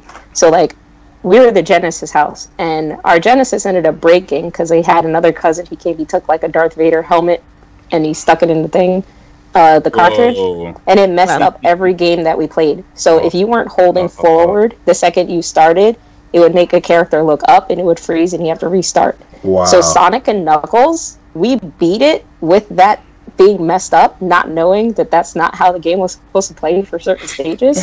So when we played it at my cousin's house, when he got a Genesis, we were like, whoa, this game isn't hard at all. Because if we let go of pushing forward at all, it was like speed running constantly, going through any Sonic game. Sonic Pinball, insane. Like, could not play it without, like, if you let go for a millisecond, the game would freeze. I think I would have flipped out. It's funny though, because thinking back on it now, you know, we got all these new systems, you know, and I've never had a system break down on me. At least not my well, no, let me take that back. My original PS3 fell victim to the red light of death. Or the yellow. The yellow. I've never had that actually happen. Knock on wood, wherever that is. I've never. And I think, like. And I've had, and you're talking about me with consoles. This is how you know I came from like a game. This is how you know I was raised inside my house. This is a better way of putting it. I had the Genesis. I had the first PlayStation. I had the PlayStation Portable. I had the PlayStation 2. I had 2 of them. I had the PlayStation 3. I had 2 of them, and then I had the PlayStation 4. Out of all of those, I've never had any of them break down on me. And I even had the Game Boy, everything else, Game Boy Color. I had all of that. None of it broke down on me. Knock on wood, wherever it is. I was terrible at taking care of all of it.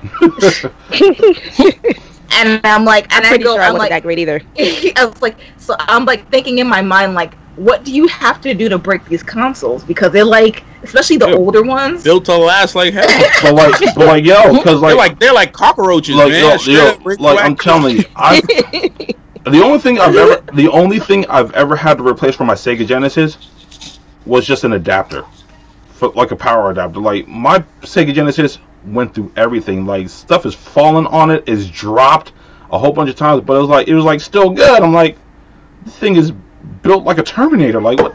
All the older systems were like. I got one on you guys though. My first ever PC gaming experience was Windows 98 Solitaire. Get out. Mine was Oregon Trail. Yo, this guy. I was about to say Oregon Trail. I was gonna say Oregon Trail. See, exactly. Like, but here's the thing is that, and then before we get to Harold's first console, but I'm gonna say this: I was gaming on AOL on dial-up. Yes. Okay. Yeah. No, me too. 15, 20 minutes. Yeah. Logging in, playing on AOL after you hear that straight modem dial-up, getting in trouble because I'm holding up the phone line for 3 hours at a time. Yeah, man. I felt rich because we had 2 phone lines. Oh my god, it was bad. But Harold, now because we want to say the best part for last. It's Harold. Okay. Yeah. All right. Get rid of these young folks. yeah, because of my God, I'm starting to really feel old. Okay, I believe I was about like 5, 6 years old, and there was this black box that had like one knob on each side. It came with these plastic contact paper that you would put on your tube television. Yeah. What kind of system is this? I thought he was about to say ColecoVision, but I was like, no, I think Harold could be like Matthew's dad. Probably. Well, it's plastic contact paper, like, and these plastic contact paper would have the environments that you would play the game on, because when you fired up this particular system, I believe it was called a Telstar. And I actually had. I'm about to look that up. Wait a second. Hold up. I looked up I posted the history of video games in the Facebook page. Now let me see if that's on there. Telstar? I'm talking about the systems I'm talking about. I don't recall the actual name. It was the one where you actually had to take like if you were going to play tennis or pong, as it were. You would have this plastic field that you would stick to the TV, and that was your tennis field. Man, listen, I see it. I actually see the pictures of it. Man, this is ancient. Man, that's some next level. I'm gonna put the history of the video games thing in the chat. So people can know I'm talking about the reference. Dude, that is some next level Star Trek stuff you're talking about right now. What is this, man? What? That right there, it's like how can I put it? That was actually had the very, very first so-called survival horror game, because that game actually had a haunted house game.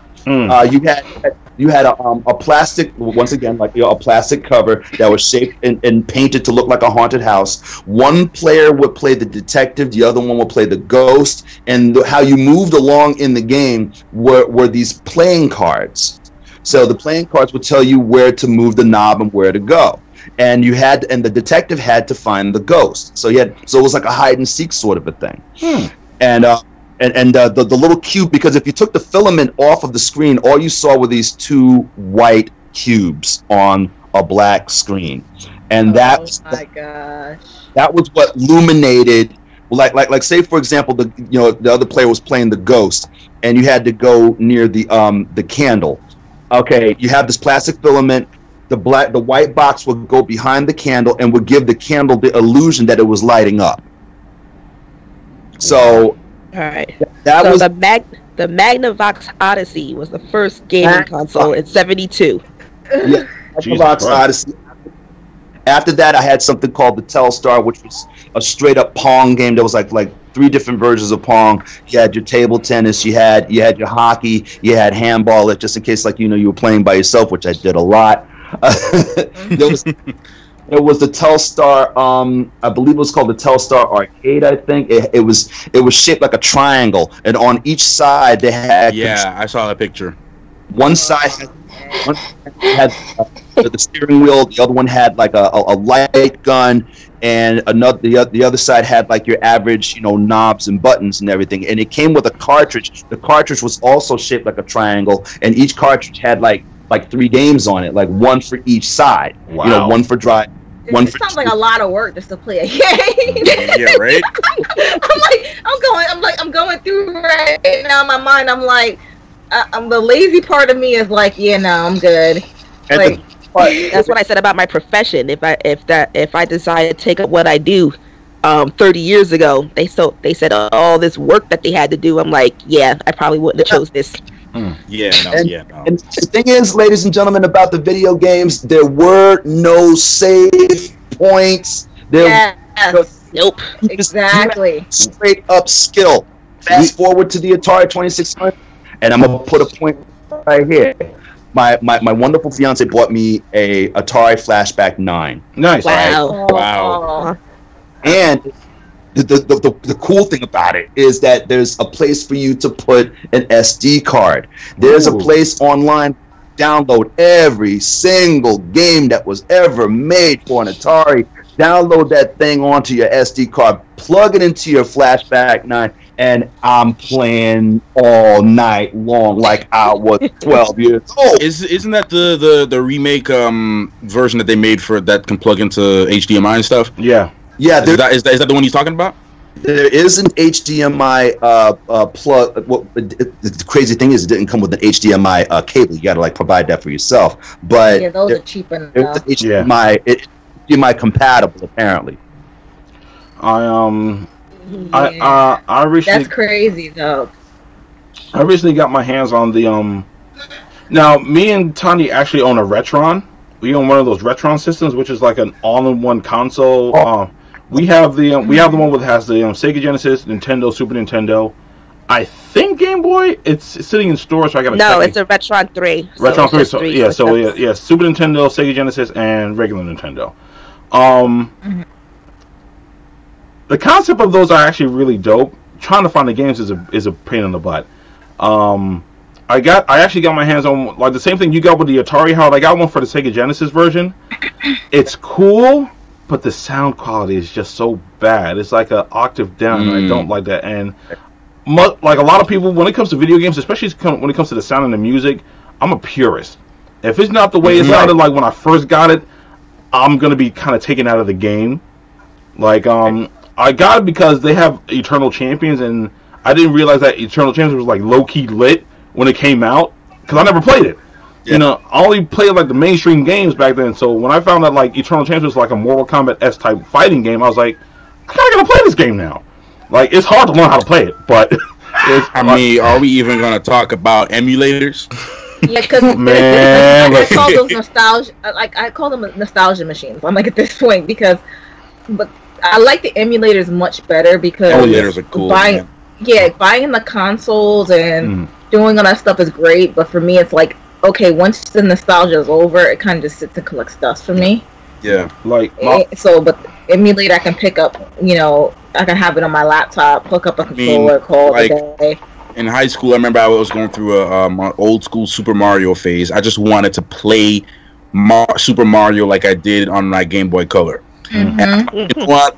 Let me install an emulator. I was experimenting with it. I installed an emulator on my phone at the time, and I was just playing Super Mario. I was playing Pac-Man. I was just playing a whole bunch of other games that came on there. And then after like 2 weeks, I was like, yeah, I'm over it. And the best part about an emulator is that you just delete it. Yeah, you just leave it alone and come back later, and it's still there. It's still in pristine condition. You don't have to clean it. You don't have to do anything. I'm like, it's perfect. Let me tell you straight out from a person from the old school as far as these emulators are concerned. The Flashback 9.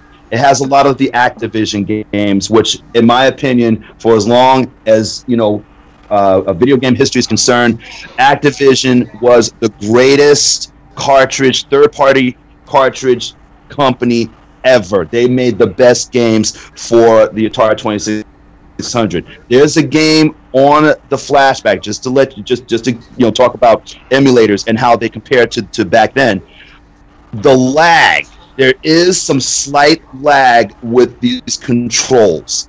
The feel, I mean, they got the game look. The sound is a little off because I was playing Pitfall the other day, and Harry, when he does his little Tarzan thing, he sounds like he has a little laryngitis. I tried plugging in the paddles because back in the day, kids, if you wanted to play certain games, you had to use something called a paddle knob. You plugged the paddle knob, and whatever game, like you had like your Breakout. My favorite game, one of my favorite games, one of them, because there were many, was Kaboom. In the game, you had these buckets, and there was a character called the Mad Bomber, and he dropped bombs from off the wall, and you had to catch it with these buckets, and you had to use the paddle in order for you to catch the bombs. If you got to a certain score, the Mad Bomber, his face would turn into a surprised look. I thought that maybe this time I would be able to make him do the surprised look. But the problem is, these emulators and the control, the lag, I could never play Kaboom the way I did with the original Atari. You can't. But that's the same thing that happened with Crash Bandicoot, I think. When they re-released Crash Bandicoot, they actually ended up making it a lot harder by accident. Because the actual, I don't know the mechanics of it, but it's somehow, some way, it's running faster than the original Crash Bandicoot was actually made. So things like jumping, they're all off.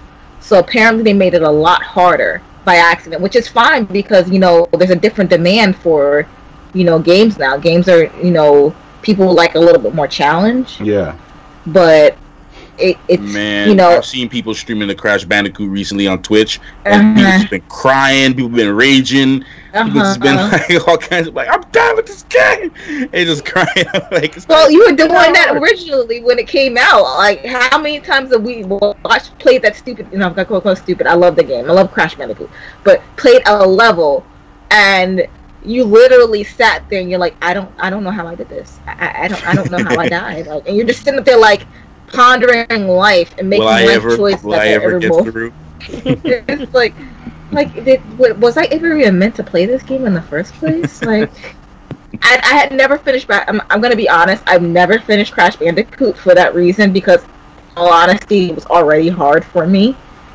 Like, my reaction time is super slow when it comes to stuff like that, so I've cried a lot. So I didn't even do it to myself by even buying the new one. Like, but I think I've had more life questions playing older games than I do playing new games now. The new games right now, you know, some of them are a struggle, but like you can eventually find your way around them. But I remember just playing certain games back in our Sega Genesis days. I'm like, why am I playing this? Why am I subjecting myself to the stress of trying to beat this boss or try to get past this section of a level? When I just be playing outside. I know Castlevania and Zelda used to be like that too.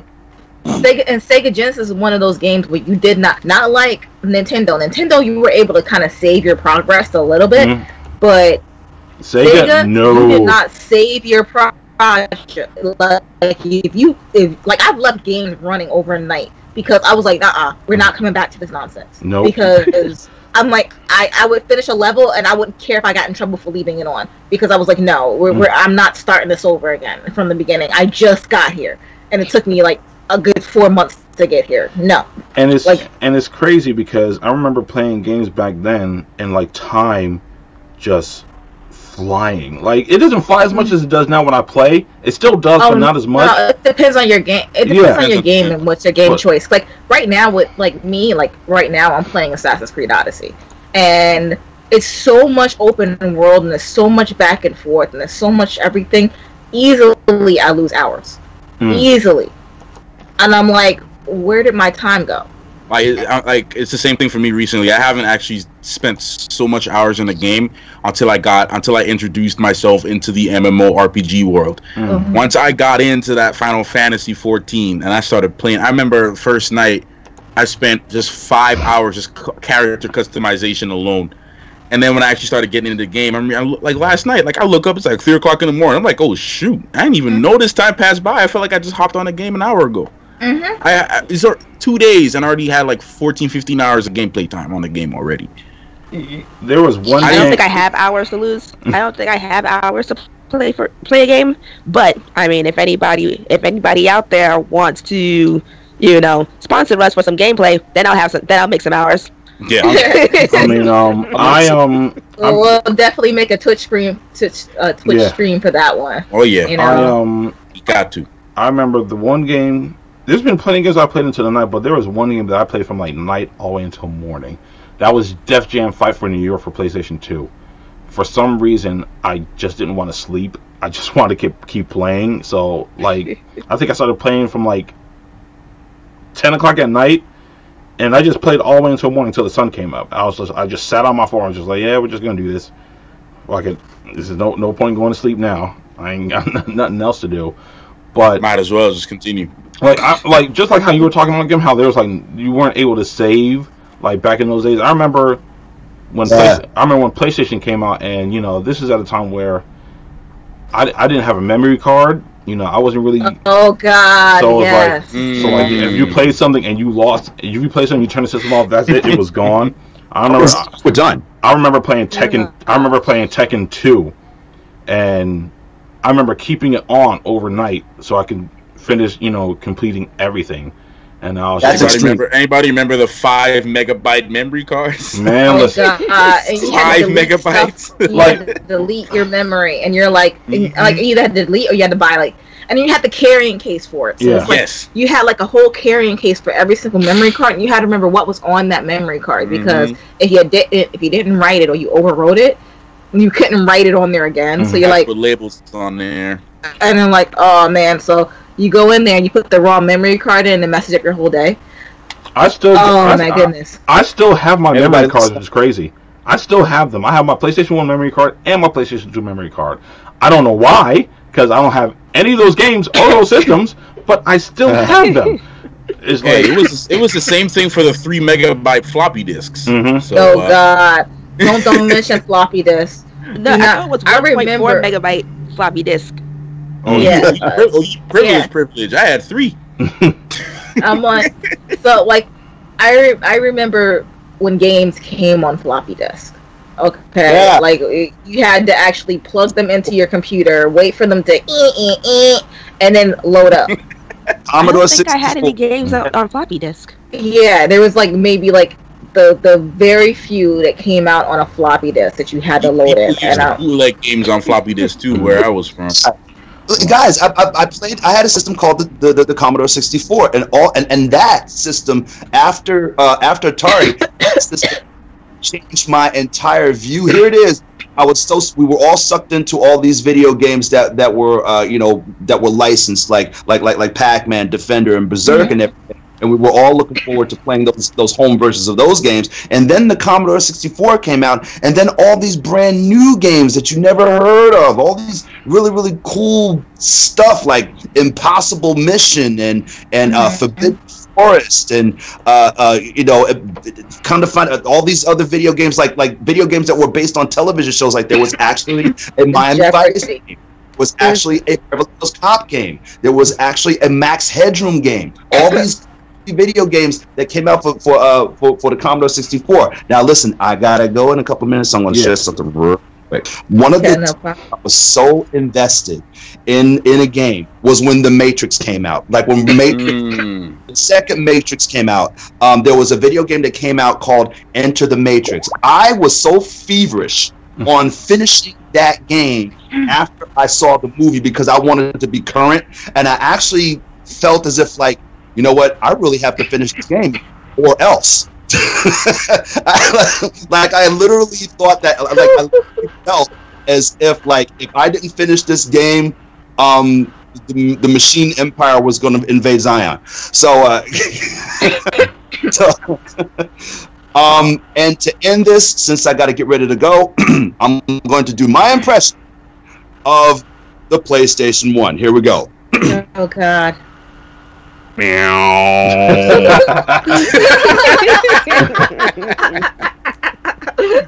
Nice one. I ain't gonna lie. I am not gonna lie. That to me is probably the greatest sound ever.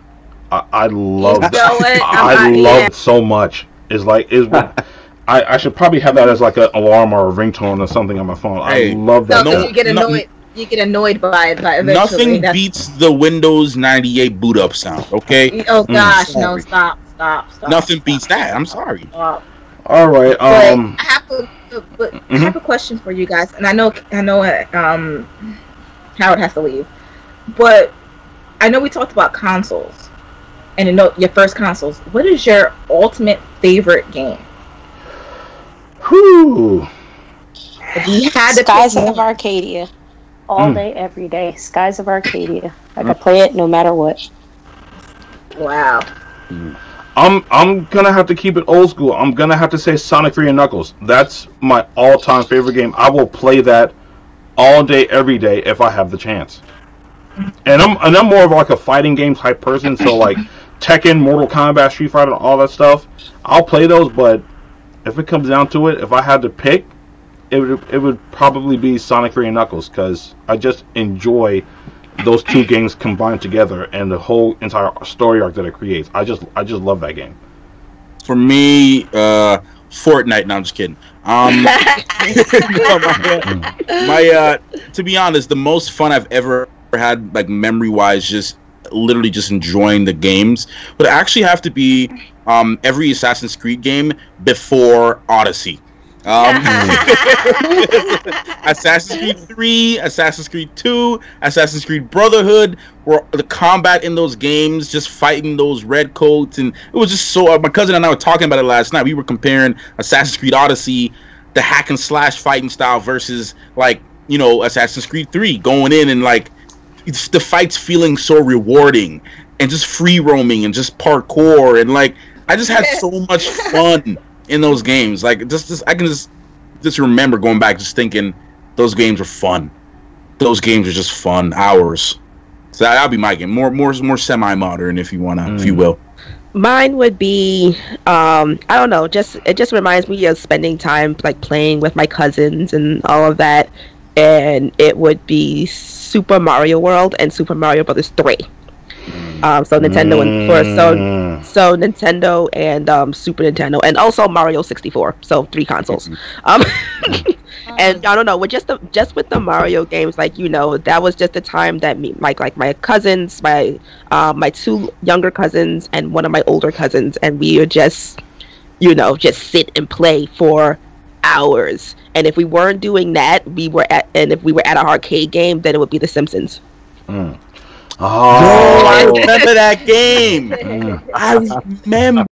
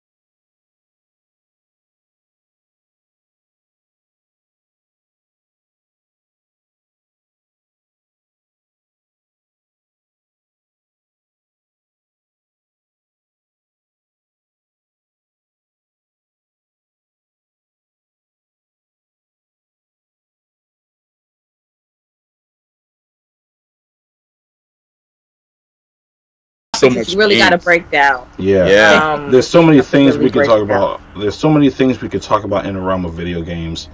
Like, I could see I do want to talk about one game though before because it's coming out very shortly. Kingdom Hearts, eh? That's Kingdom Hearts is coming out in 2 weeks. So I've never played Kingdom Hearts ever. Me neither, and I always wanted to. And I've always wanted to. Like, I want to get the 3rd game just because it looks cool, but I'm scared that because I've never played the others, that I can't qualify to play this one. And I'm not about to sit through 2 games. Well, first of all, there's more than 2. Oh, yeah, well, there's out there. There's a bunch. I ain't finna play on it. Yeah, there's like tons of them.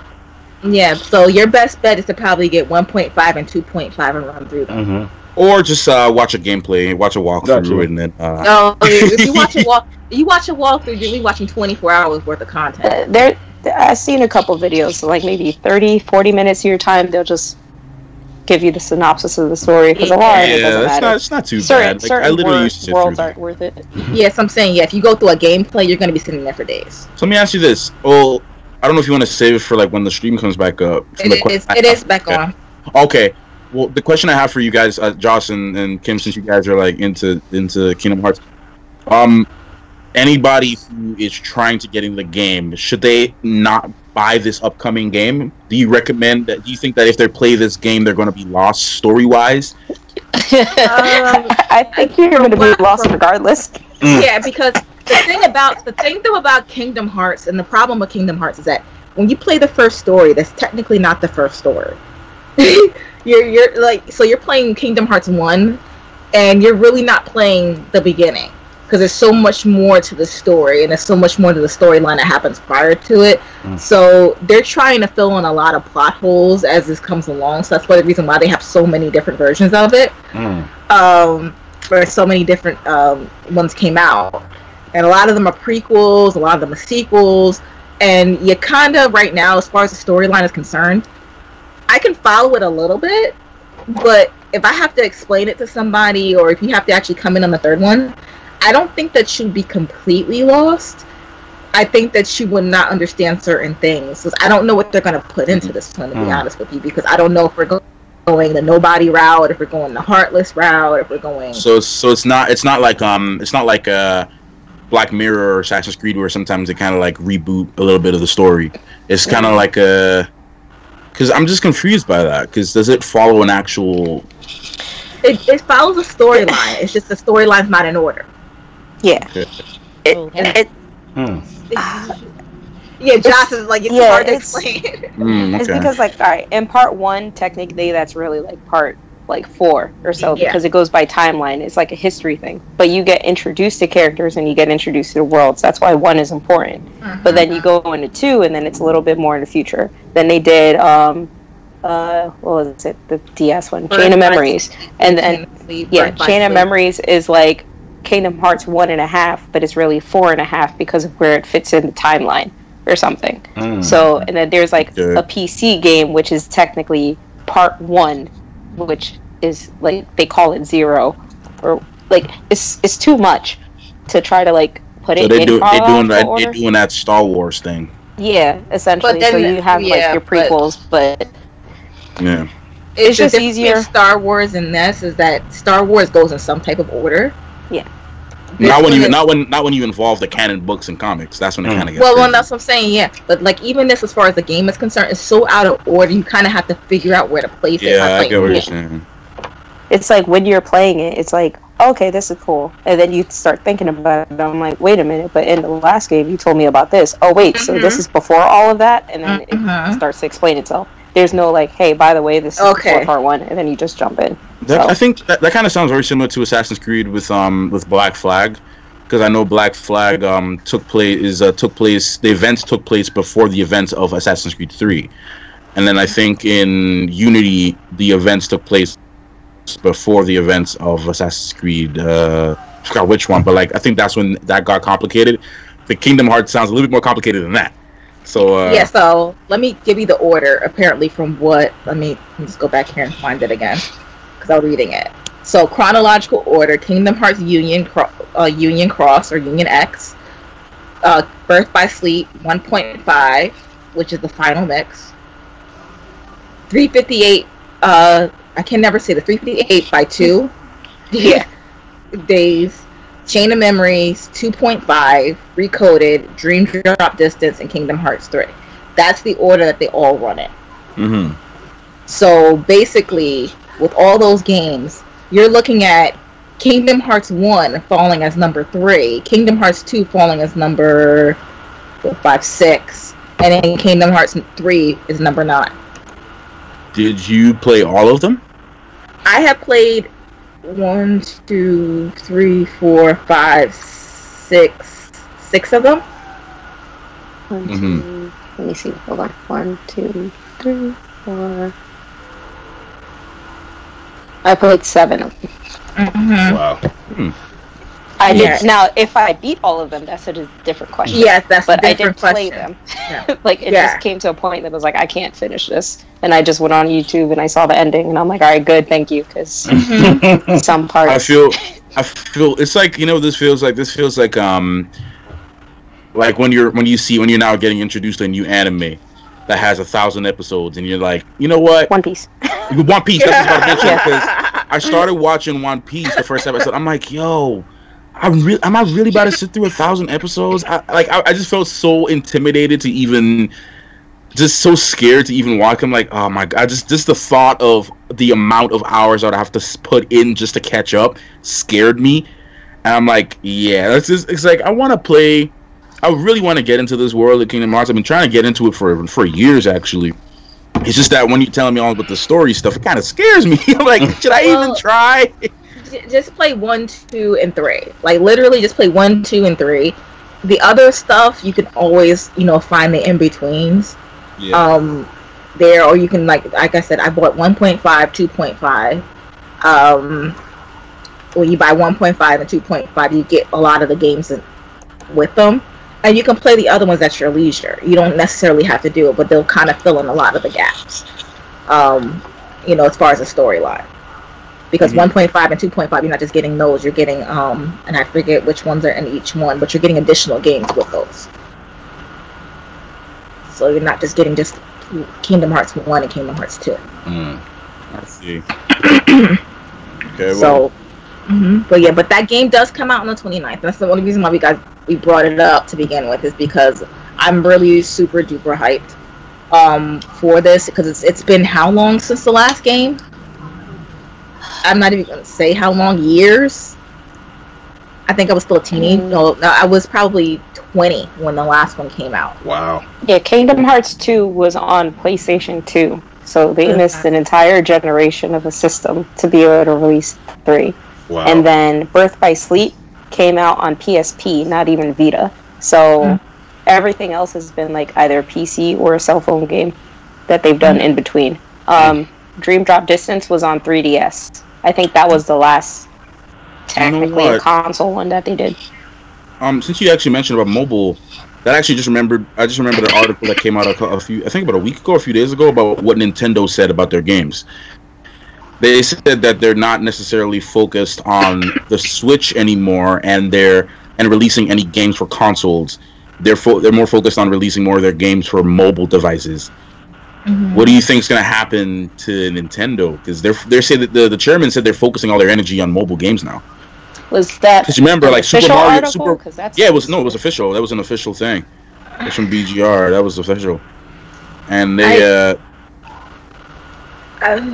Personally, I've kind of strayed a little bit from Nintendo. I think the only thing I have is my 3DS XL. Say that 3 times fast. That's it, and that's all I usually play with. So, and that's again for Pokemon mostly. So I really don't mess with a lot of the stuff for them. So even if they start focusing on the mobile games, I think it'd be a good idea, because I don't think their consoles are really doing that well at this point. Yeah, I was one of the guys that actually bought Super Mario Run before it became free on Apple for like $4. And the game graphics wise and everything was pretty much able to hold up for being a tablet game. So I'm like, I can see how they can navigate into the mobile gaming world. I'm not sure if it's a smart move, because since the Switch has been doing very successful, especially since Smash Bros came out, and so it's like I don't know. But to buy a console just for one game or two games, I think that's what people are trying to get at. Yeah, they got to expand the library. Yeah, so what I'm seeing, I just looked it up, it was 2 days ago. They want to make 2 or 3 mobile games per year, because they know that not everybody is going to be buying consoles. Really? What the hell is this? Sorry, like ad blocker keeps like popping up and blocking everything that I'm trying to look at. But console-wise, like the Switch is like performing crazily, and I think part of that is because they've done ports of mobile games, like the fact that Fortnite is free and you could play it, and that they have like the LAN parties. It's like essentially your new handheld. It's a bigger screen, so all these kids who are obsessed with Fortnite can still go on their lunch break in the cafeteria and challenge like up to 8 other people who have a Switch and be able to play. So it's like they want to focus on didn't they say it was the biggest game in UK? Fortnite on Switch? I don't know, I think that's what they said. I feel like it's getting to Monster Hunter levels, like the way how it is in Japan. That's actually, because I'm like, that's my only thing, is that I think it would probably get And I said to myself, I would get a Switch, and I'm like, no, because I would never play it. Because I would only play it for Smash Brothers and Mario, and that's it. And that'd be like, I would just turn it off and put my PlayStation on, especially because I have games on my PlayStation I haven't finished. Well, I'm playing my Switch right now. For me, the only reason I want to get the Switch is because that way I can have all the consoles, because all the main consoles. Because I got a PS4 and Xbox, and PC's not a console, but you can game on it. And the only thing I'm missing is a Switch, man. I just want to get it just to have it. To be honest, but the problem is that the PS5 is going to be coming out in 2 years? Yeah, that's right. Yeah. That's right. They're definitely gearing up for the PS5. Yeah, I need to cop that too. So my thing with Sony, it feels like that they never have a good launch because they never have enough stuff. So like even if it is coming out in 2 years or whatever, you're still going to be really waiting like 4 years before you really buy it to have stuff to use. I think, and you gotta wait for the price to drop too. I think they usually sell at a ridiculous price. I think the best launch they had might have been the PlayStation 2 because everybody was hyped for it. I remember a lot of the games that they were producing, like they were going to be like initial release games, like Tekken Tag Tournament, a couple other games. I only remember Tekken Tag because I'm a Tekken fan, so that's the only reason I remember that. But I remember when PlayStation 2 was ready to coming out, I was mad hyped for it. Like, I wasn't as hyped for when PlayStation 3 was getting ready to come out. I was like, all right, this looks like it's going to be pretty dope. Even with the PlayStation 4, I wasn't like super hyped for it either. But I was like, it's a PlayStation, so I kind of need to get it because I've been Sony since PlayStation 1. But I mean, hopefully they can turn it around. For that was the graphics, man. Yeah. At the time, the graphics is what. When I saw the Killzone gameplay, I was like, okay, I got to get this game. This is real. And then my cousin who's a diehard Xbox. I remember I was staying in my aunt's at the time, and I had just got my PlayStation. I was playing Skyrim, and he was a big Skyrim fan as well. So we'd play the same game, and he walks up. He's like, "What game is that?" And I'm like, "Don't you play the same game?" Like, he didn't recognize it because the quality was so much better on the PlayStation than it was on the Xbox. So he's like, he didn't even recognize it as the same game. And I'm like, "Yeah, it's Skyrim." And he's just looking at me like, "No." I'm like, "Yeah." I'm like, because the quality of the play, and this is why I always love Sony. I think there are things that Sony does a lot better than Xbox, and that graphics is one of them. And exclusives are another thing. They have very good exclusives. Yep. Right now, the only reasons I've been playing my PS4 for any reason right now was because of the Spider-Man game. Yep. Y'all know me. I'm a huge Spider-Man fan, so that was a selling point. I'm like, okay, when they release this game, that's going to be a reason for me to pick back up my console again. Because I've been doing most of my gaming on PC recently. Most, if not all of my gaming on PC. So it's like, because once I made that switch and I'm seeing the difference in graphics on PC, I'm like, I could never really go back to console, to be honest. But once the Spider-Man game came out, I'm like, okay. But I this is like my last question, my final question for you guys. I know time's going. What do you guys think about the pay-to-win system that a lot of games have been like implementing now recently versus the old school? Oh, also free-to-play and also buy to win. Just like you're just paying, not pay to win, but you're just buying the game traditionally and just playing it, grinding it. Because that's one of the issues I had with Odyssey. Was my cousin and I were talking about it, a level-based thing, and it's sort of pay to win versus a story mode. You buy the game one time and that's it. No levels, no nothing. You just go through the story. I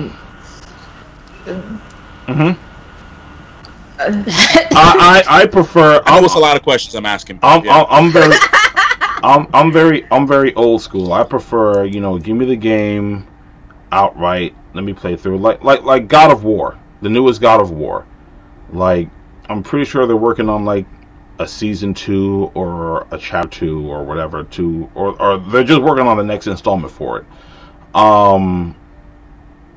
It's very easy for them to give you bits and pieces of a game and you just have to purchase them. The DLC has become very lucrative for a lot of these gaming companies over the years, especially Capcom. Which I prefer. It's a great idea. In my opinion. Well, I like it. Depends on how you do it. Because the main people I look at right now is Capcom, because Capcom is like ridiculous for it. It's like they charge you for like everything. That's probably why I still haven't gotten Street Fighter 5 yet. But that's the same thing with EA.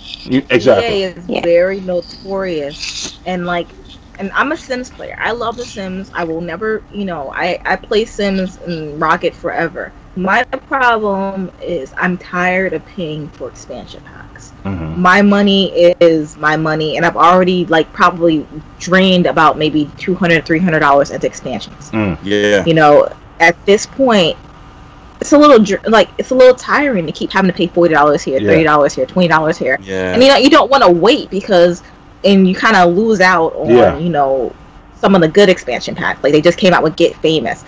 Literally, what was that? Another $40 down the drain, for and a whole different expansion pack for no. It's annoying too when you have games like again Final Fantasy that work on a subscription base. So you're paying $12 a month for the game. That's what my friend that's what he pays. $12 a month for the game plus a new expansion comes out. That's like $40-$60 because you want to get the deluxe world. You want to expand on the story. You want to get the deluxe edition. You want to get this, the gold, the silver, and it's like you're paying for expansions plus a subscription service every month. It's like people just gouging like nearly $100 a month sometimes in these games, and it's just like, especially when it's pay to win, like games like Black Desert Online, where you just gotta keep on, like literally you have to pay to win, or you just gotta grind for hours. It's either you grind your butt off or you pay to win. Simple as that. So sometimes you need certain armor that you got to get certain armor. It's either you earn it or you buy it. And I try to stay away from those games because I don't want to give developers the impression that that's okay. Right. That I should have to pay you guys to have a certain level of whatever. I'm like, that's. But then again, it's also why I play a lot of games by myself. Because then I don't have to worry about that. Because I don't play online games. I don't have to do that because I play at my own pace. I play at my own time. I don't care about the levels. I don't care about that. I play when I can. Right. And I don't want to have to dedicate hours and minutes and times. Like, I'll give you an example. A boyfriend plays, Dragon Ball Legends on his phone. And if I can tell you, sometimes I can't separate him from the game. Because literally, he's grinding out to level up.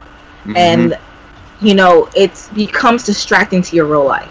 So you have to kind of detach yourself from that. And they're banking on people that will literally do whatever they can to level up because they're not going to pay to do it. And it's sad because you're really they're looking for people that become addicted to certain like that. But it's hard. It's a hard life. Even with me with Tereba, I'm like, I love Tereba to death. And those who don't know, it's a crane game based in Japan. I didn't know that's how you pronounce it, but yeah, Tereba.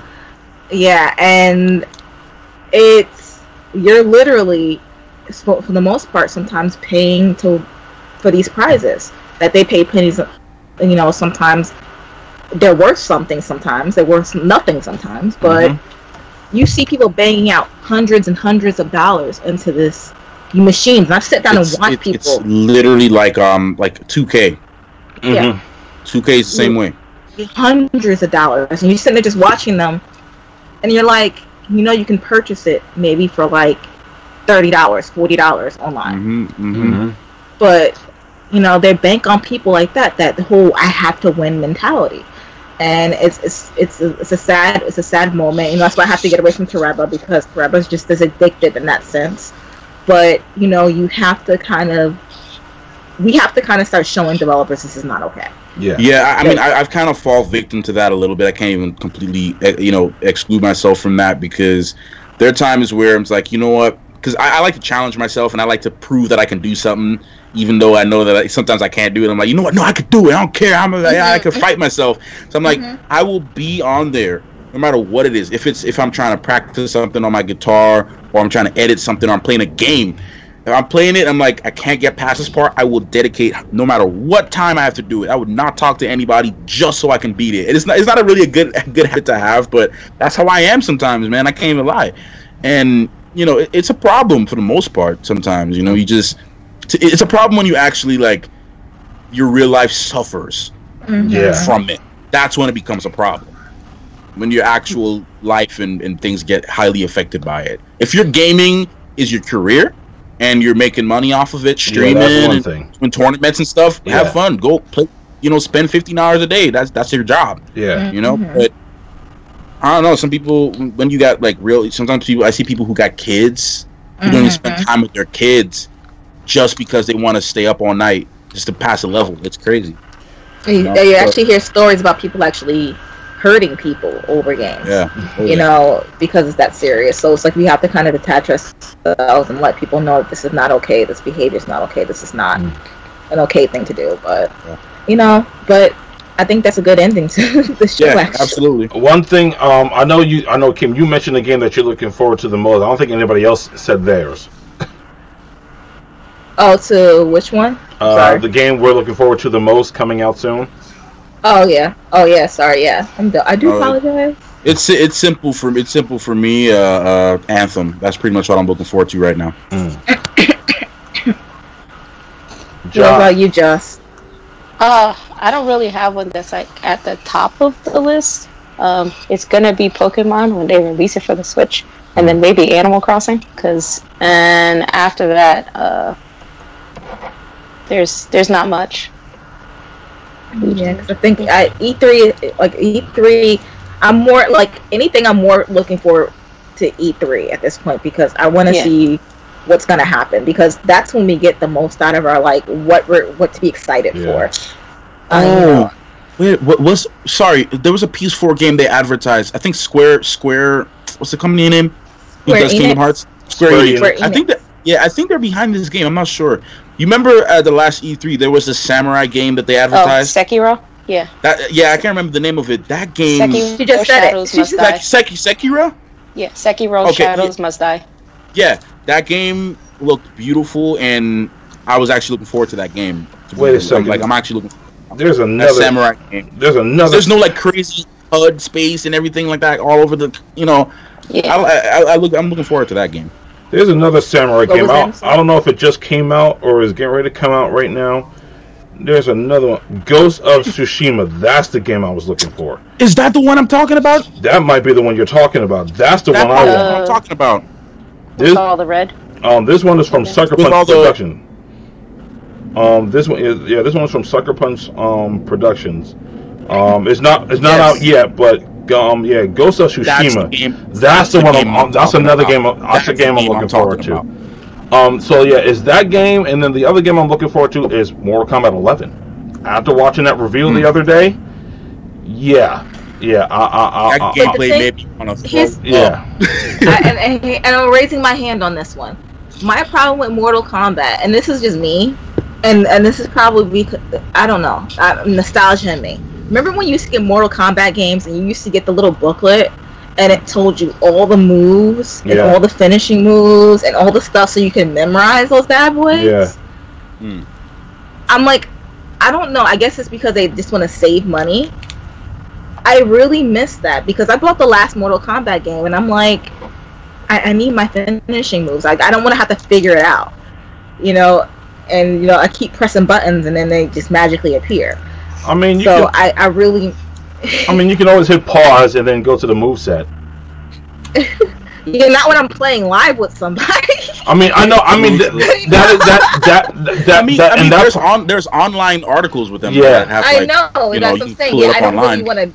I really don't want to do that. I miss having the book right there and being able to kind of glance down real fast. Okay, up, back, forward, I want to be able to do that. I really do miss that. And that's my nostalgic moment right now. What I'll usually do is I'll go to GameFAQs, I'll download the PDF or whatever, and just save it to the phone. So if I need to look at it, I'll just look at it because having to pause to go to the moveset to remember what the fatality is, that's a bit too much.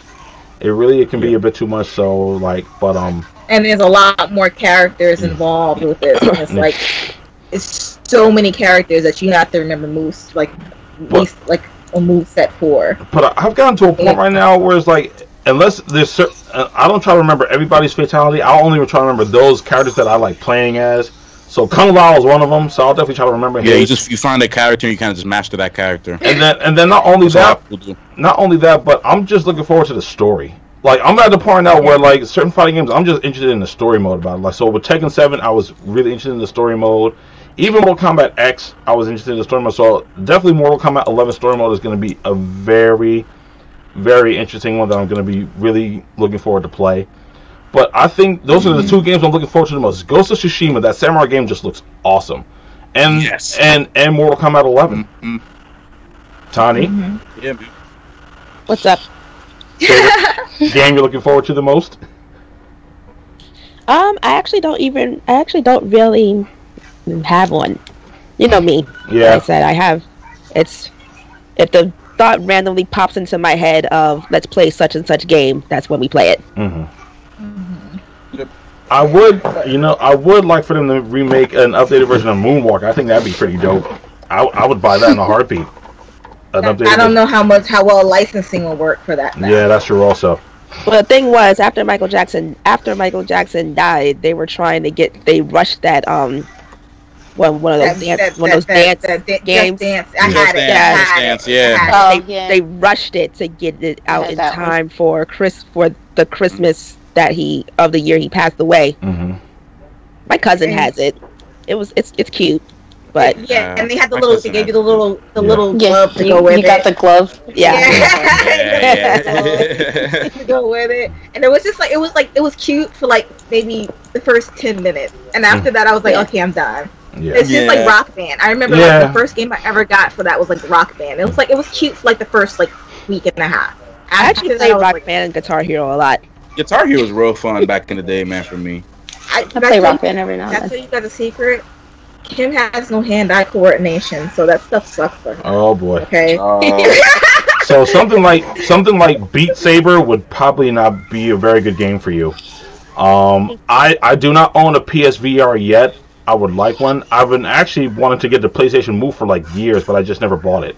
But I'm not getting into VR until they move, because it's been 7 or 8 years since they introduced the concept, and it has not changed at all. That's true. Yeah, it's not really perfected at they have to get to a point where it's only now, the screen in front of the headset is only now that they actually compressed it just a little bit. And it's been 7 years, and I'm like, no, I'm not investing money in the HTC Vive. I'm not buying an Oculus until they get it to a point where I'm satisfied. Honestly, that's the only time I'll invest in VR. And the second thing is that I really don't feel like, throwing a controller at my TV, because that's exactly what I would do if something jumped at me. Yeah. So I did that with the PlayStation, the PS Move when it first came out. Nothing like breaking your TV with a controller. Well, we got Time Crisis, so playing with a controller is cool, but I would really like a gun. I would really like a PlayStation gun to play Time Crisis, so I'll probably just end up getting a PlayStation Move anyway. I can still wait for the VR, to be honest with you, because there's nothing really out there as far as VR. Nothing really out for it. Yeah, so I mean, the only game that I really wanted to get was Batman VR. I mean Arkham VR, but I can wait. And I actually haven't finished Arkham Knight, to be honest with you. That's one of the games that I have sitting in my pile, amongst other things, waiting to be finished. And I don't know what it is. I have no clue why I'm having a hard time just getting into it. And like the other Batman games, perfectly fine. I don't know what it is about this game. I just can't. This one has you driving way more than you're actually like running around as Batman. It's like they made it too open world Gotham that it kind of takes away from it. It can get tedious they rely on the Batmobile a lot in this one, so I get it, but you should still. And I really don't like the Batmobile control either. I think it's stupid. It can get very wonky, especially during the battle scenes with the Batmobile. I've had some trouble with that a few times, so it can get very wonky. But over time, you start to get the hang of it and stuff. It's like Black Flag. I've never finished that one either because of the fact that I don't like the idea of Don't say it. Oh my God. The ship battles? No, don't say it. Don't say it. I hate them in Odyssey too. Don't worry. Oh no, the ship battles are the best. I stopped playing Assassin's Creed at 3 because I played Assassin's Creed for the story, and I felt that it took a nosedive at 3, and I gave up and haven't touched another one since. So 3 ended it for me, and I never played another Assassin's Creed since then. Assassin's Creed 4 for me was probably the last good one. I heard Unity was good. It was okay, But for me, being from the islands, seeing the pirate life, what it could have been in the islands, going from different islands, is why I really like the game. And the whole just Caribbean culture with just pirates going around and just doing, like, to me that was just really cool. Mm-hmm. And they had a Haitian I'm not Haitian, but they had a Haitian assassin. I think it was a part of the DLC pack. I forgot his name, but he was kind of cool to play with too. And it was, I mean, for me, I like Black Flag, man. It was just really fun for me, and the whole pirates and just the island exploring was cool for me, man. Liberation was my thing. Liberation was my first. Liberation was very fun too. That was my first female assassin. Mm-hmm. That was your first. She happened to be an African American female assassin, so I loved it. But yeah, PS Vita, man. I was playing that game. I beat it twice, I think. PS Vita. I went Halloween. I was Connor, so I can't sit there and complain about 3, But I did enjoy it. I think Black Flag was the only one I did not finish. Mm-hmm.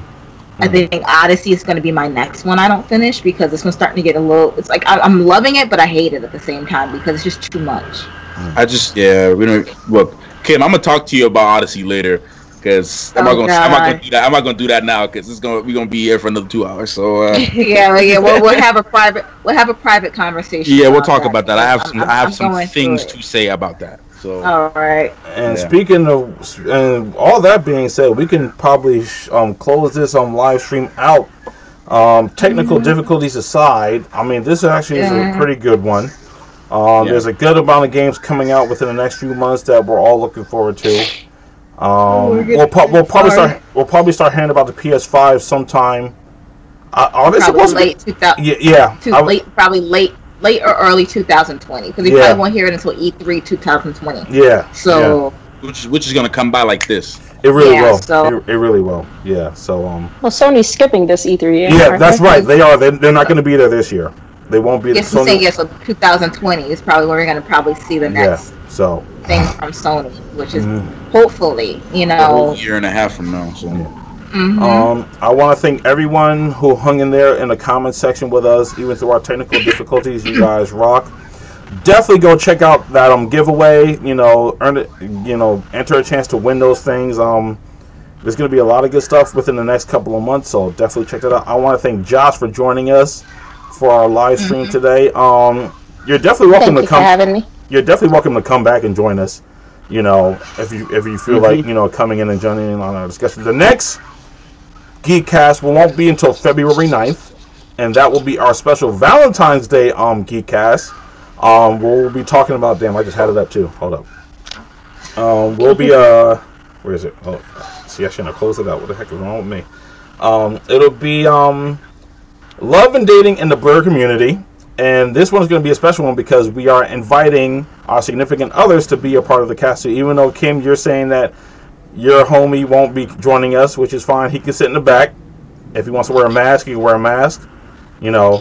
Hold up a little thing with like his face on it, like a little sign. No, definitely not. He will murder me in cold blood. It'd be an episode of Snapped. No, thank you. I'm good. All right, so Matthew, you can bring your lady friend. She can join you. Howard can. Yeah, I gotta confirm her schedule. So. Yeah, so if she can't come, I don't know if I want to be third wheel. So fourth, because it'd be me. Like, I'm not. Look, I've already opted out because at this point, if he's not going to be there, it'll be. It's not fair, Tani and Ken are already set, so it's like it's just up to me. Yeah, we can't do this by ourselves. Come on, people. Yeah, exactly. Well, here's the thing. Hopefully, one of you guys is going to have to convince D that he's gonna have to get on the stream, and somebody's gonna have to do it other than me, because apparently I am not doing it well. Can we making a trip? we gotta make a trip to. You going up to the Boogie Down? Man, I'm gonna be up there in a heartbeat. I was actually close to there last week. To be honest, I was near there last week. Mm-hmm. Yeah, you have to make a trip up to the Boogie Down and go have a conversation with him, because apparently he is not beat. All right, so I'm a great persuader.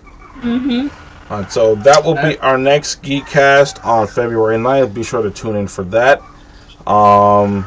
We'll most likely what we'll do with that one is we'll open the Geekcast up to a lot of questions that people may have about it, because there's probably a lot of people that are trying to figure out how to find love in the geek and nerd community, which I would say is easier now than it was a few years ago. But I know there's still probably a few pitfalls that people are trying to figure out their way out of. We should probably address the fact that people say they can't find, gamer girls or, girls who are nerds or anything to that effect. Because sometimes you don't need that. Exactly. But that's a whole different conversation. Yeah. I just had about a good 5 thoughts on that, because I know a couple people that have told me the same thing, and my answer will always be the same. But I won't say it now because that defeats the purpose of your next podcast. So you'll definitely. So that means Josh, you're gonna be joining us the next Geekcast, right? If you can. I can try. If not, then I will submit all of my answers and my feedback, so that you guys could just read it or something. But she is a working woman. Okay. She does work, so she did take the day off for us today. Okay. So I appreciate it. We were actually supposed to go somewhere today, but apparently the snow kind of. Listen, I'm looking outside my window and I don't see nothing. I am looking right outside my window. I see nothing. It's not supposed to start until 9 o'clock tonight. I heard from 3 to 10. They moved it up because apparently it's actually starting a little bit earlier. And the last thing I need is to get stuck in Jersey City. Is it even a storm though? It's supposed to be a storm. It keeps changing. Now it's saying it's just rain, then it's going to be all snow. So you can't trust the weather anyway. You really can't. I guess last time they said we were going to get a dusting, and we got crippled for 10 hours. Yeah. By the way, sorry. Yeah. Sorry, not sorry. So but I'm Kendrick Grey, the Dreadlock Blerd. You can find me on the Canimation Studios YouTube channel. Also, you can find me on Instagram, Twitch, Facebook, all that good stuff. You can definitely find Matthew B. Haynes at his YouTube channel as well. Also, same thing, Twitch, Facebook, Instagram, all that stuff. You can find Kim, of course, on Instagram and Facebook. Tani on Instagram, Facebook, as well as her own personal websites. And Josh, where can they find you if you want them to find you? It's all a secret for right now. Okay, cool. All right, we're keeping it very simple. She's incognito right now. Ain't nothing wrong with that. Nothing wrong with that. Because I am not that active on social media, so I don't need people asking me questions, and I never answer them. They think that I'm rude, so I am Trust me, it's better off that you're not even on social media sometimes. Those who watch the replay of this, or listen to this on the podcast services, if you have questions regarding video games that you would like to submit, you can do so right in the Discord. So that would be a good spot to check. One of us is always in there. One of us is always in the Discord, so you can definitely chat with us then. So even if you want to put it in the comment section of the video, you can. That's all good. But definitely check out the Discord. That is the place where you get the quickest response. You will definitely get the quickest response in the Discord. So definitely check us out there.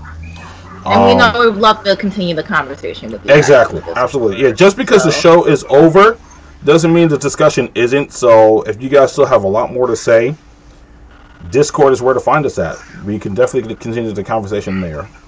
Other than that, that's pretty much it. Got to figure out a couple of things to do later on. I don't know if we could try to see this Glass, or I kind of want to actually see this Broly movie before it leaves the movie theaters, but we also got to try to see. You're slipping. Yeah. Dennis is slipping. Dennis beat you to it. He's seeing it tomorrow, so. Yeah, I figured that. I saw it on Wednesday, so you're slipping. I'm slipping all across the board, so.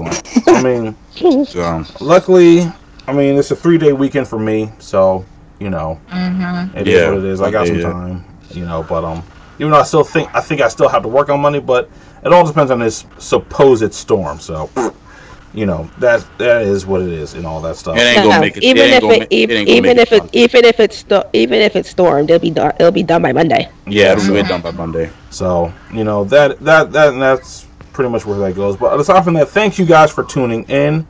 We will catch you guys later. And of course, as always, the council has spoken. We will catch you in 3 weeks. We're out. All right. Bye.